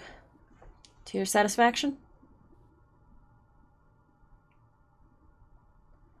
Like, M makes you look over, like, the specs, the details of the security, like, everything. Make I me wouldn't put. Make me an I was insight gonna say- security if you like. Yeah. That is 3 successes. 3 successes. Heck yeah. It was like a 1 difficulty. You can see. I wouldn't put him in the corner cell. The bulkhead is slightly weaker there in case of an explosion attack. Unlikely, but possible. Moves them over. M is taking every single precaution.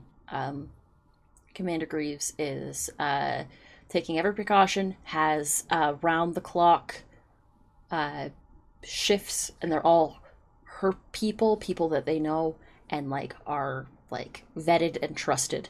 And you get the feeling from M that M knows a lot about Section 31 through experience and is being very cautious. They once bragged to me about having an inability to feel pain. I figured it out. It was one of those Cardassian implants they give their intelligence operatives. So, if that comes up. Noted. We'll also make sure that they're well taken care of and no off your back, at least for a little bit. And you can see like all the precautions. It is if this was like anybody short of like, they're basically getting like the Khan Noonien Singh treatment, where it's just like every single potential precaution that this station is capable of is being handled for this specific person.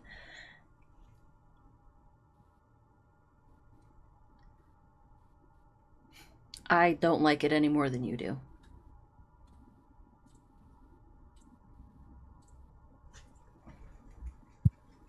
Thank you.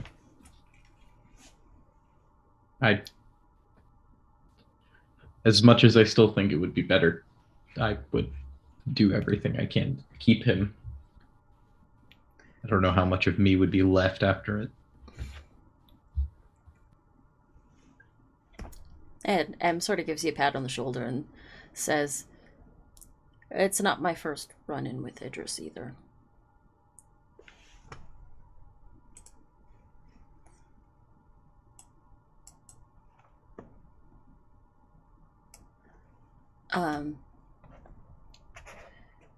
You're sort of left. Idris is just sort of sitting in. I think the camera like shifts from there to Tix. You're just sort of sitting in the meeting room by yourself, cooling off after that sort of like rush of adrenaline hits. And you're a doctor, you know all about like there was that sort of hot flash of rage and that burst of adrenaline, and you're like sort of coming down off that sitting. And Ari comes back into the meeting room and has a seat next to you. All right.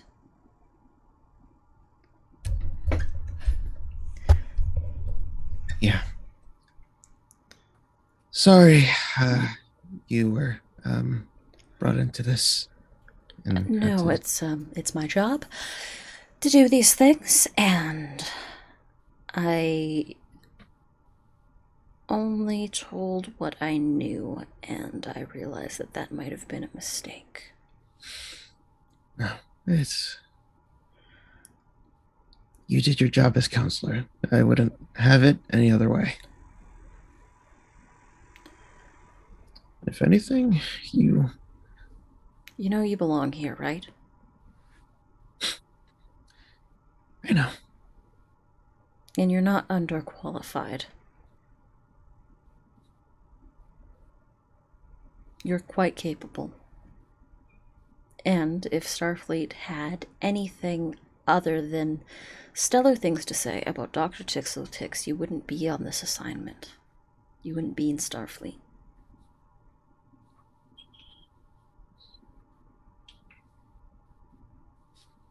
And if you're willing to fight that hard for Nara, think of what you'll do when the ship is actually under fire. I'm willing to do this for not only Nara, for anyone on this ship, including you, counselor. And I appreciate that. Well, Doctor. They offer their hand. I'll take it. They pull you up. I'm actually quite famished. Would you like to come with me to the mess? Gladly. Adrenaline works up an appetite. Let's get some food in you. And Ari takes you towards the mess hall. And you sort of sit and have a meal and chat for a bit. Nilani. Actually, we'll move to Nilani next. Dovum comes back from the transfer. Take it away. Everything all good, Lieutenant Commander? I think so. Is this a social call, or is there something you need from me? Just me, I guess, offering help. I know that, this is your rodeo, but I think we work well together, and if Section 31 is on our tail, stuff you know and the stuff I may know and the stuff that I may know how to do might come in helpful. I think you're right. It's just I was just a point of contact. I don't know much about the organization. Neither do I. But I think that we need to be more careful with everything going on. Worst case is they're already watching us. They already know what's happening. So put our heads together, figure something out, and keep this ship and the people in it safe. That's something I'm worried about, actually. Section 31 has eyes and ears everywhere. I, for the most part, trust many of the members of the senior staff, yourself included. But I'm just worried that anyone I talk to might come back to bite me in the butt. Yeah, well, I'll figure something out. I mean, everyone here is, I trust most people on the ship to do their job, and senior staff is pretty good. Haven't really caused any reason to mistrust, but I guess that's how it is, right? Eyes and ears open.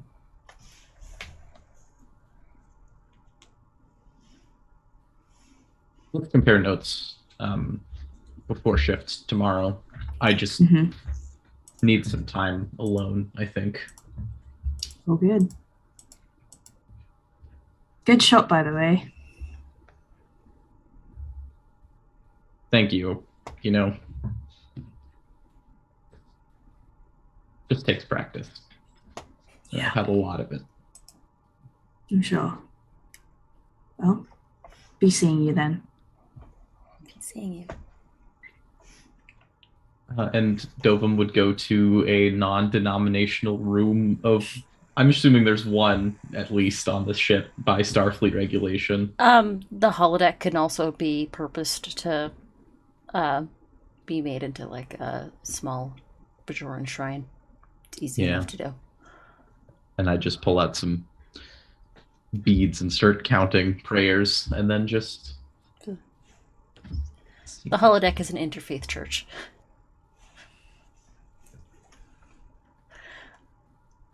The camera shifts to the science lab, the mighty science lab, and you have Taru. Savan has a project, and when Savan has a project, Savan gets excited. As terrifying as this is, Savan is very excited. Okay, so we have to disseminate the data, make sure if we can improve the quality of it, and what else we gotta do? Remember to put things back where we found them. As she kind of like grabs something that Savan is like picked up to tinker with and just shifts it back to like where it goes on the desk. Right. Okay. I believe if we can determine who the identity of the figure is, it might better educate us on what to expect once we're inside the anomaly itself. We can try to determine the higher level of detail we can get of the bridge of that ship, the more information that we can have on what is different about this recording. Try to narrow it down to if this is a alteration of our current timeline or something else entirely. We can find names, dates, ranks. We can compare them to what we currently have. Names, ranks, dates, serial numbers, that sort of thing. All right, so, okay. First things first. This data is messed up. And that's kind of why. And at that point, the door to the science lab opens and Nara walks through and steps into the room. I was called for assistance? Yes, thank you for coming. We're hoping that you can help us with repairing a data log that was discovered. Ooh. I'll be happy to assist in any way that I can. And Silva says, oh, no, go ahead. Given that this has been impacted by the anomaly, we should be very careful about preserving any unique variances with the data. We need to repair it. However, we need to make sure that we document clearly what is wrong with the data. There could be a clue there as to how the anomaly will affect our technology as we enter into it. Remember, everything here is a clue to the puzzle at hand. I can potentially extrapolate the data in order to see potential outcomes, clear up any footage that might have had degraded in the process of transference. What exactly are we looking at? This was a transmission that was sent to Starfleet Command the day that the anomaly that we are headed to investigate appeared.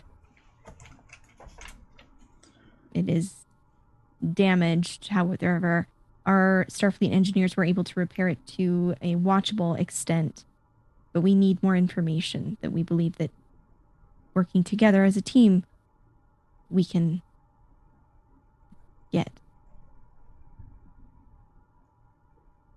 Savan, is that an accurate representation of what we are dealing with here? Yeah, that sounds about right. You really failed to mention the fact that this is from 10 days from now. It's our ship, and Nara's somehow involved. I'm involved? How? What? How? I anticipated that we might not mention that until we had the full understanding of the video, as to not distress Nara. But since you've mentioned it anyways, yes. Right. It appears that the recording is of the solstice, recorded 10 days from now. there is mention of distress. You are referenced in the recording. We are uncertain as to why, which is part of the reason that we are looking to repair this. Understood. Temporal anomalies are not something that I've encountered before. But my probe did have data on previous temporal disturbances that we have encountered. However, I haven't been able to properly disseminate the data in the time that I've been around. It's mostly just logged as information. Understood.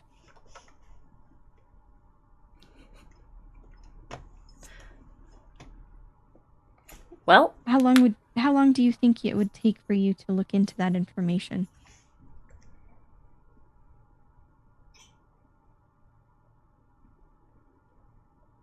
now, I have it.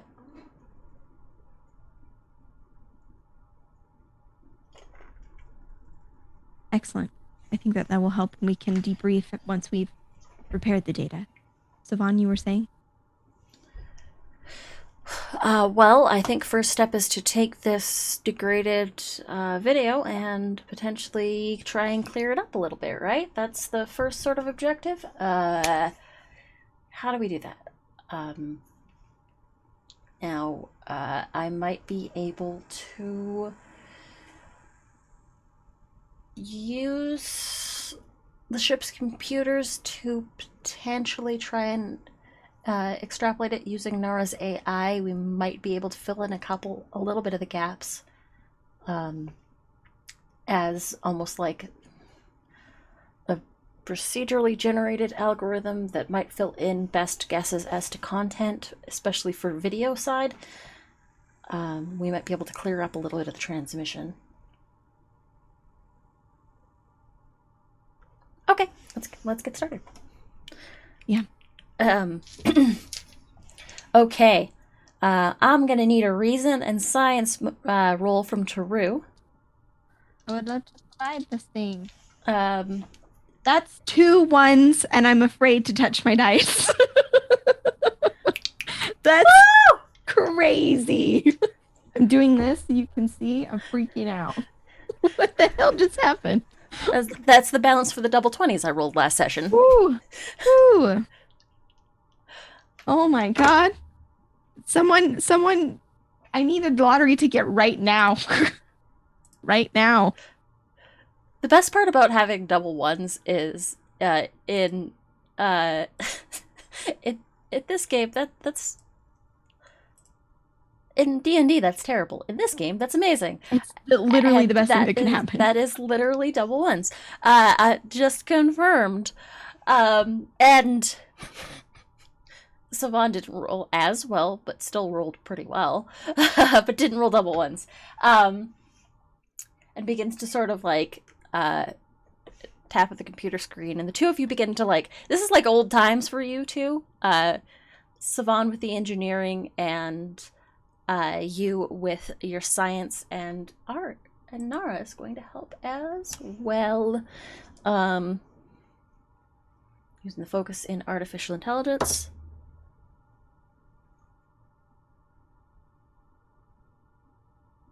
I don't like your face right now. I rolled a 20 for Nara. Can we use the momentum or something? Wait, time out. I have stuff. I have talents that might help here. Cautious and collaboration. Let me pull up the rules to see what those do really quick.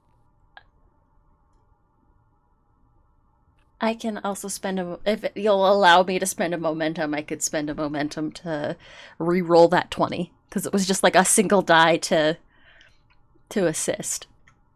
Yeah, I'm fine with that. Okay, we'll take off one of these momentum points.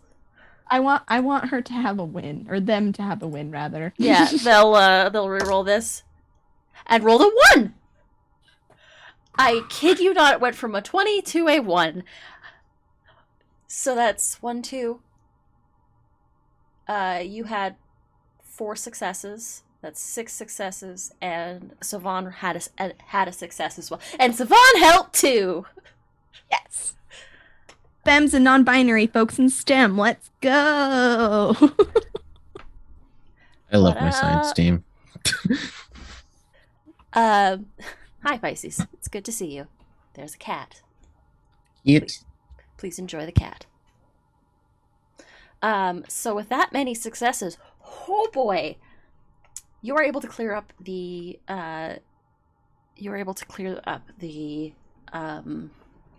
footage substantially.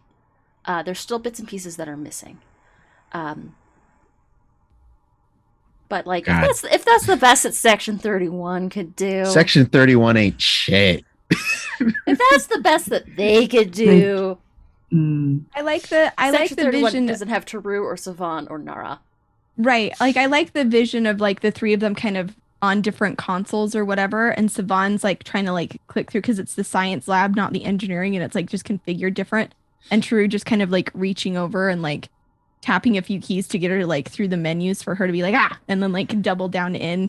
And then like Nara just kind of standing there like manually like just with her mind or their mind like it's just this like moment of quiet and like key tapping and then like a cute little ba-doom. It's like with file Nara, there's complete. like this sort of you see them place their hands on the console, and the space around the console begins to sort of glow and illuminate. And even though Very they're now cool. in this holographic form that's like still like limited compared to their original form, you immediately see the screen pop up with the full footage, or as much of the footage as you could recover. There are still portions that are unwatchable. And you see the bridge of the solstice. And you see sparks flying, and you see the captain sort of sitting in the seat and just is looking at Nalani and says, what were the words that I had given you earlier? Just double checking. I got you. Make sure that I've got got the you. this correctly. Solstice, anomaly, Nara. Yeah. Solstice, immediate assistance, Immediate anomaly, Nara. You see the captain yell at Nalani at the console and says, "Nalani, you need to get us out of here. The solstice can't take much more of this." And looks at Havar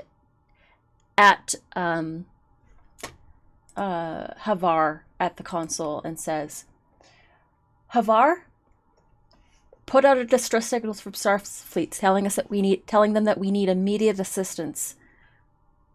They don't quite understand what this anomaly is, and there is this large explosion that rocks the captain as he falls to the ground and lands with a thud, not moving."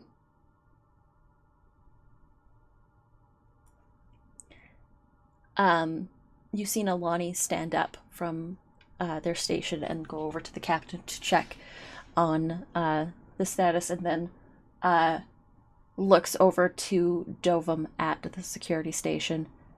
Nalani, you rush back to the console and Dovum says, Nalani just sort of shakes their head at Dovum. Dovum is the highest ranked person on the bridge and says, "Get us out of here. Dovum to science lab. Nara, what the hell is going on down there?" And you hear the sort of echoing voice throughout the entire ship say,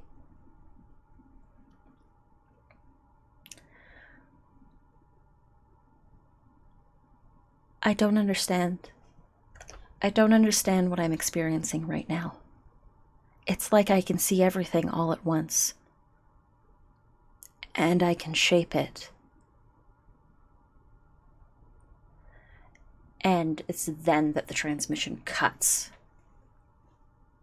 It's then that the transmission cuts, and there is dead air as the three of you stand looking at this, stunned, and Nara just sort of,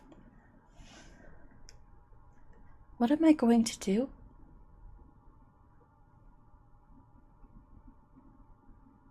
It is unclear. It seems whatever this anomaly is, you are uniquely positioned to experience a phenomenon that the rest of us cannot. I believe that this is a opportunity, Nara.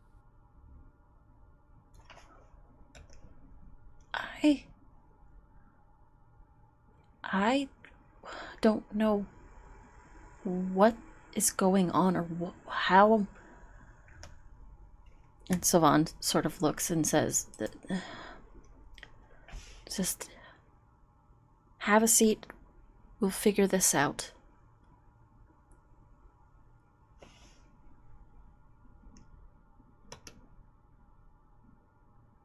Taru's gonna actually pull out a chair for Nara and then turn to them.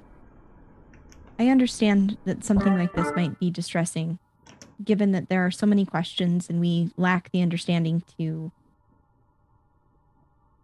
respond to what we've seen.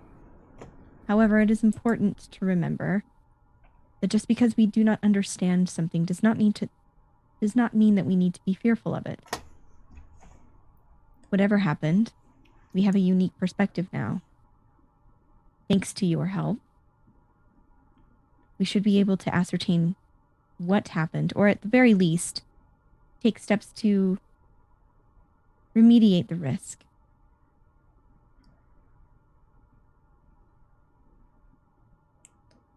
Well, there's a little bit more that I was able to sort of clear up. And the screen goes, and you can see that on the view screen, as you all are sort of looking at you, none of you had really paid attention to this. In fact, at this point, I think because you gained so much momentum, because you knocked this thing out of the park, you can ask me any questions, me the GM, and I will answer you completely honestly in this moment.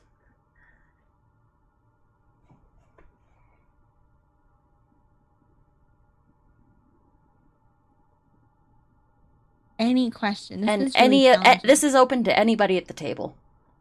Okay. If anybody has any ideas, I'm super You can duper. crowdsource this. Yeah, because my thought is to ask around, like we hear. You may Nara's ask me voice. 3 questions. Ooh. You may ask me these questions 3. Because Nara's voice kind of echoes through, right? Like, could we get like I'm asking you, fellow party, getting a better impression of what vibe check that a little bit. Was it like ultimate cosmic powers, or like yeah, you know what I mean? Like what kind of, because to me that read very much as like a curiosity thing. Mm-hmm. And see if we can get like any sort of like indications of something from that, or at least Nara's part in it. Mhm. The other thing I think would be helpful is what day on the solstice was this sent, Mhm. so we know that it was like, well, I guess it was 10 days from now, but like confirm by the ship's logs, like if it's in a different time, you know what I mean? Mhm. If it jumped timelines to something different. Is it a confirmation that the big explosion thing, like, do we get any deal? One question I might want to ask is like what actually occurred, like why we were running what we were trying to handle, whether or not we were in a blip or like we were moving through something. Yeah, we could. I'm trying to think like if Nara's able to expand to it. I mean, I feel like this would be like a whole different file, but would we be able to see what's happening in the science lab? Or like see what's happening in the science lab? This footage is only from the bridge. Yeah. Um, Okay, but that's what I thought. to Nalani's point, though, because Savan mentioned earlier there was something about the warp fields, like when they passed through the anomaly, that's what caused the tachyon pulses. Maybe if there's like a confirmation, it's that blast one of those pulses, and like, can we maybe like source get, the pulse? yeah, like see if it is the actually I'll like give get you a that one for confirmation free. on. You do know Okay. that the source of the pulse is the anomaly. Gotcha. But is it in response to the warp fields, like Saban hypothesized, I guess? Ooh, good question. Yes.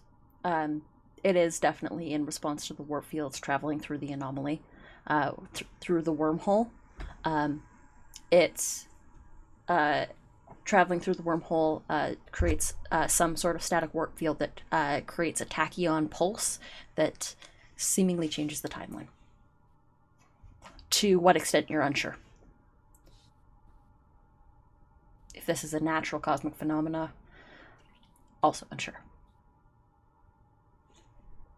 So was that our first question answered? That is your first question answered. You have two more. Okay, we got two more. You were also wanting to maybe check in on what Nara's state was. That was one of the potentials.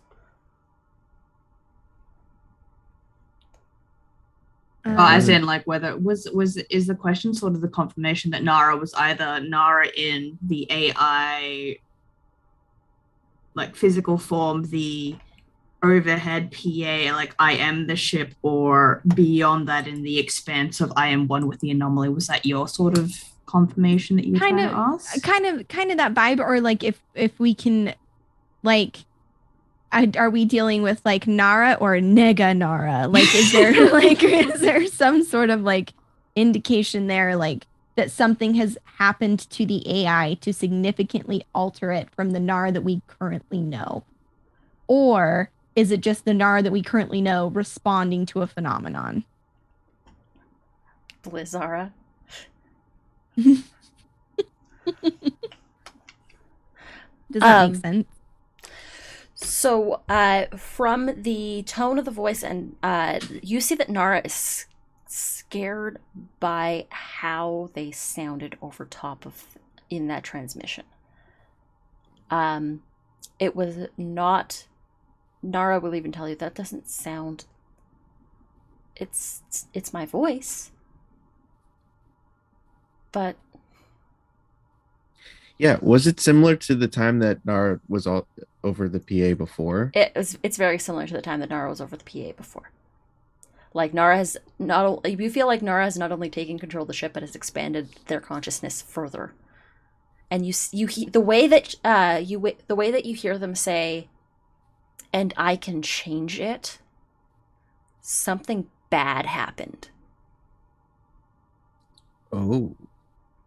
As in an event bad happened, or something bad prior happened to Nara? And something like an event happened before this, like everything started to blow up.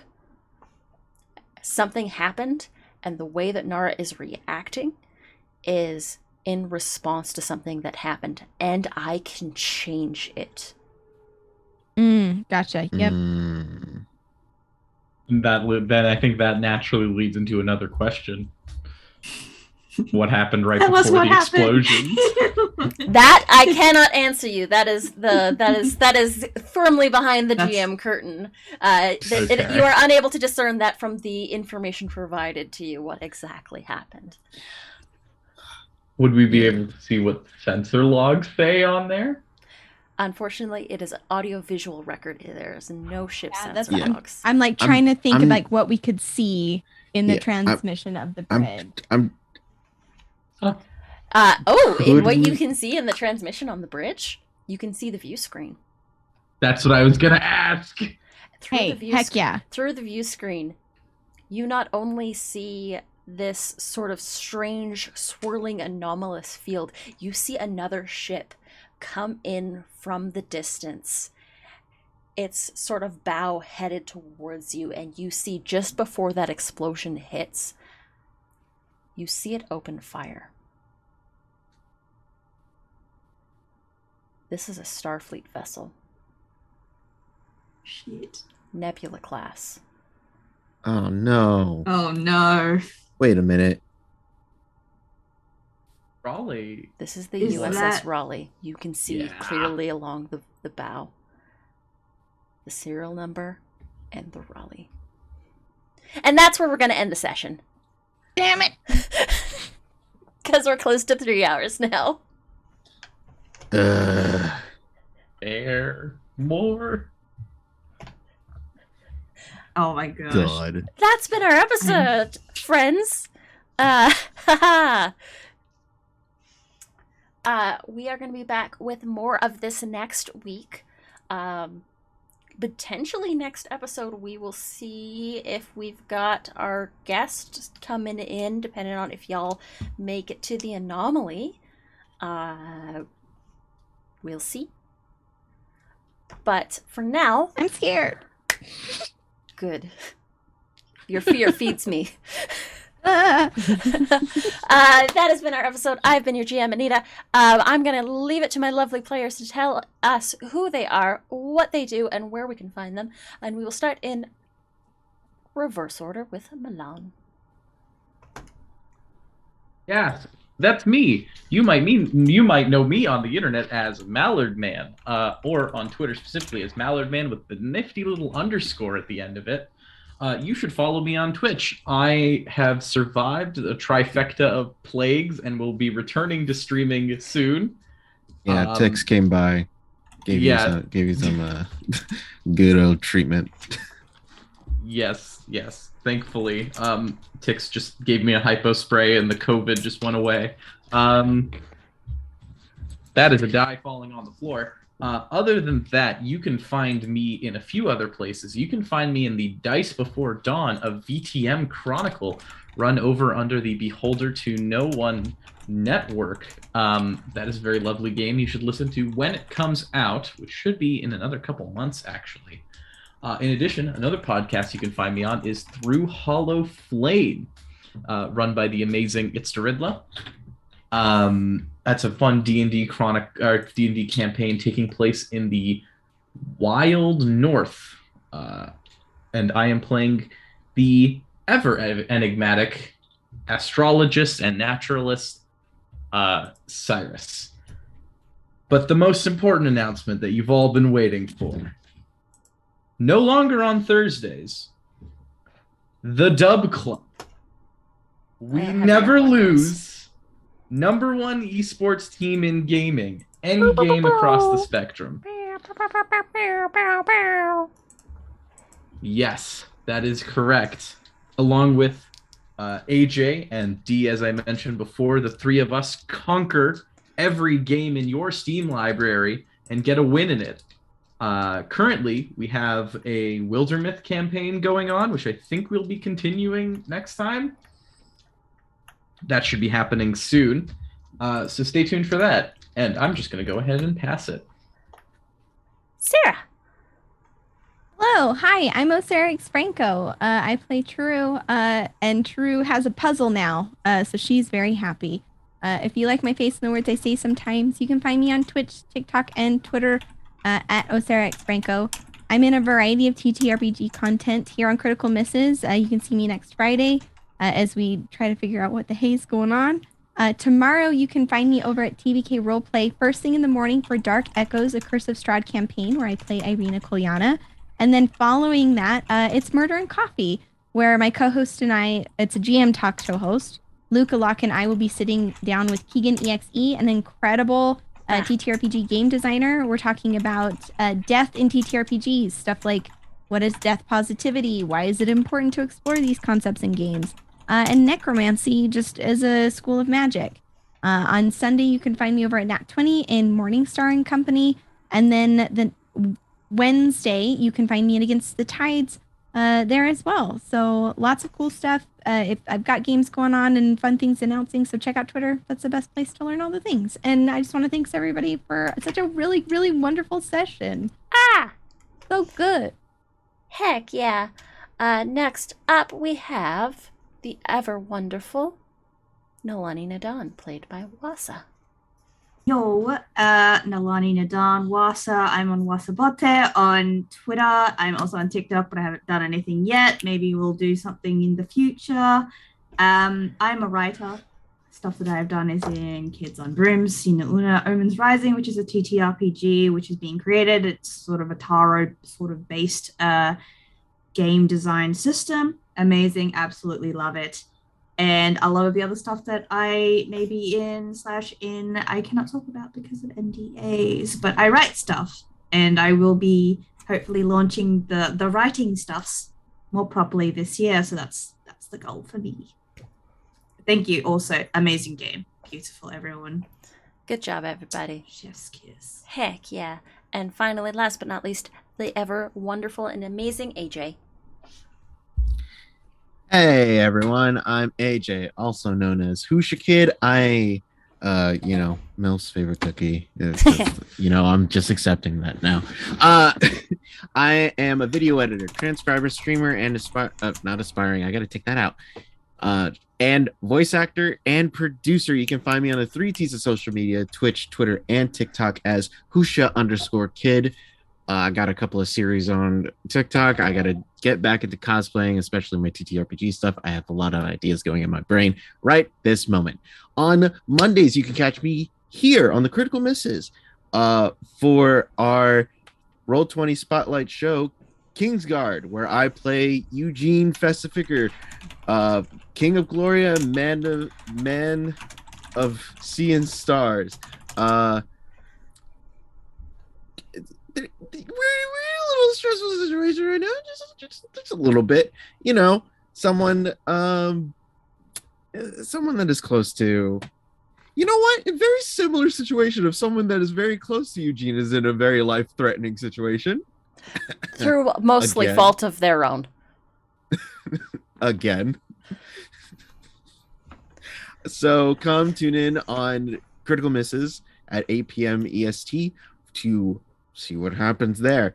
On the first Wednesday of every month at 7:30 p.m. EST, I serve Lord Quackers in Fallon Friends, a D&D actual play found on Misty Mountain Legends as Dolph Fitzgerald, your cool half-bro halfling cleric / warlock. We took a break because of a lot of moving stuff. They did come out with a new podcast you can find on Apple Podcasts called Misty Mountain Legends. Be sure to follow their Twitter at Misty MTN Legends, and you can find all their information there. As Milan said, we are no longer on Thursdays, but you will soon hear when it is time for the best esports team you have ever seen. Along with my teammates Milan and D, we go through all the games, all wins, every day, no losses. Do not check the VOD, because like I said, we always win. Check them. Don't check the VODs. We are not liable to what happens when you check the VOD. I'm here for the chaos that Anita is bringing today. The waiver. You can buy merch of members of the Dub Club. You can get your own jacket that says my name on it. It says Hoosha Kid, because I'm clearly a winner. You can get the one that says it's the Riddler on it because D's a winner. Milan has yet to win something, but it's fine. Do it. As a team, we win, but Milan has yet to win something individually. I was cheated in Pokemon. I was cheated. So you know what? So That's you're the saying VOD that you they should check. never lose, and that it's only dubs. But then Only you dubs. just said It's only dubs. that there was a I'm competition saying- between the saying- three of you, Yes, there's a competition between the three of us. And It's s- friendly competition. and one of you There- lost. Those can Well- only be win, but someone always wins. Someone always wins. So we're not skimping on anything. But We didn't Anyway, lose the Pokemon race. AJ only just got third, which is still a medal. Anyways, also as Milan said, you can find me on the podcast through Hollow Flame. You could find that on Apple Podcasts, SoundCloud, and Spotify, I believe now. Let me just triple check that before. Yep, Spotify, Google Podcast, and Apple Podcast, and Spotify. I just lost my little thing that I had in my thing. Okay. In the midst of Giants Country, an ancient series of trials are about to take place, and our travelers find themselves in the middle of it. Join Boone Riffin, my half-orc, half-Leonin monk, and their companions in the D&D 5e actual play through Hollow Flames, DM'd by the lovely It's the Riddler. Please follow on Twitter at Hollow Flames Pod on Twitter, and also at Through Hollow Flames Pod on TikTok, where you can get some cool audios soon. I run that channel, so we can bear with me as I edit a lot in the future. But other than plans in the future that haven't been announced yet, I pass it on to Anita. It's me. Hi, I'm Anita or Panita or Critical Misses. I am the producer, graphic designer, streamer, and cat mom about the space, and I run this channel. So you can find me. We here. love one whole Anita for find running this. You can find me here Mondays for Kingsguard, a Roll20 Spotlight sponsored show. Wednesdays, behind the scenes, producing the Blades in the Dark actual play, Blue Ghosts. Fridays, you can find me here running and producing The Lost Frontier. And Saturdays, you can find us here for Morning Ritual, which is a TTRPG talk show run by me and the wonderful The Noir Enigma. Our guest this week is going to be Issa, or Evil Clever Dog. We're going to talk with her about stuff and things tomorrow. And yes, we are trying to bring Noir to Canada, and I am actually running that whole schmozzle. I'm gonna throw the link in chat to the GoFundMe page, because hey, if you want me to help my partner get up here to Canada to live with me so that we can produce all sorts of cool content together across the border and do neat stuff, please consider giving. We've got I think we've made $3,500 so far, and we have $13,000 is our goal, which is Canadian funds, not American. So you wind up paying less, I guess. It works out. But yeah, I am like really wanting to get him out of this very bad living situation that they're in, because their landlord is being an absolute jerk. And up here, more cool stuff. You can also find me over on Vancouver by Night for their Changeling the Dreaming game, which is Toronto by Day, Tales from the Rookery. And other than that, I have a couple more projects that are coming up in 2021. Though we do also have that GoFundMe for Noir. And I'm going to say this out here now out loud, because otherwise it's not going to happen.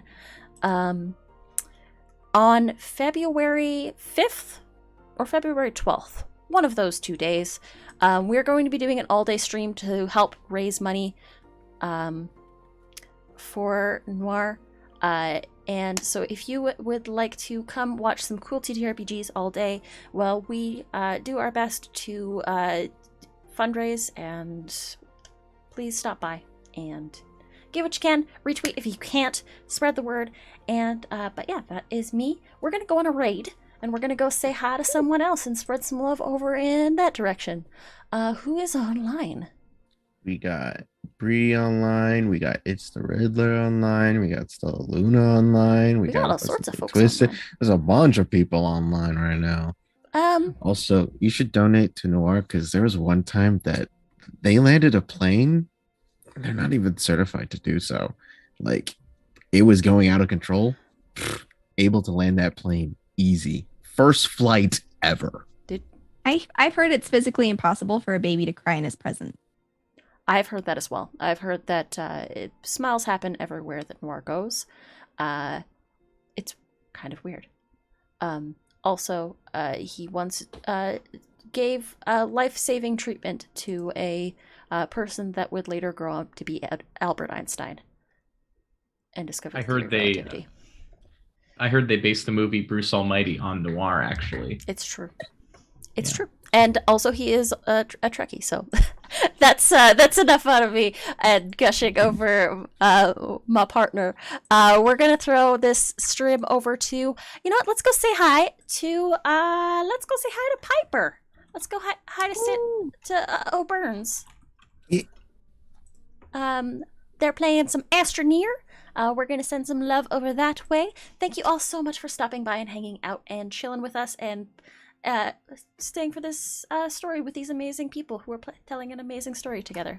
But yeah, until next time, we'll see you in the next frontier. Live long, prosper, everybody. Bye! And we're clear. Ooh, a great game, y'all.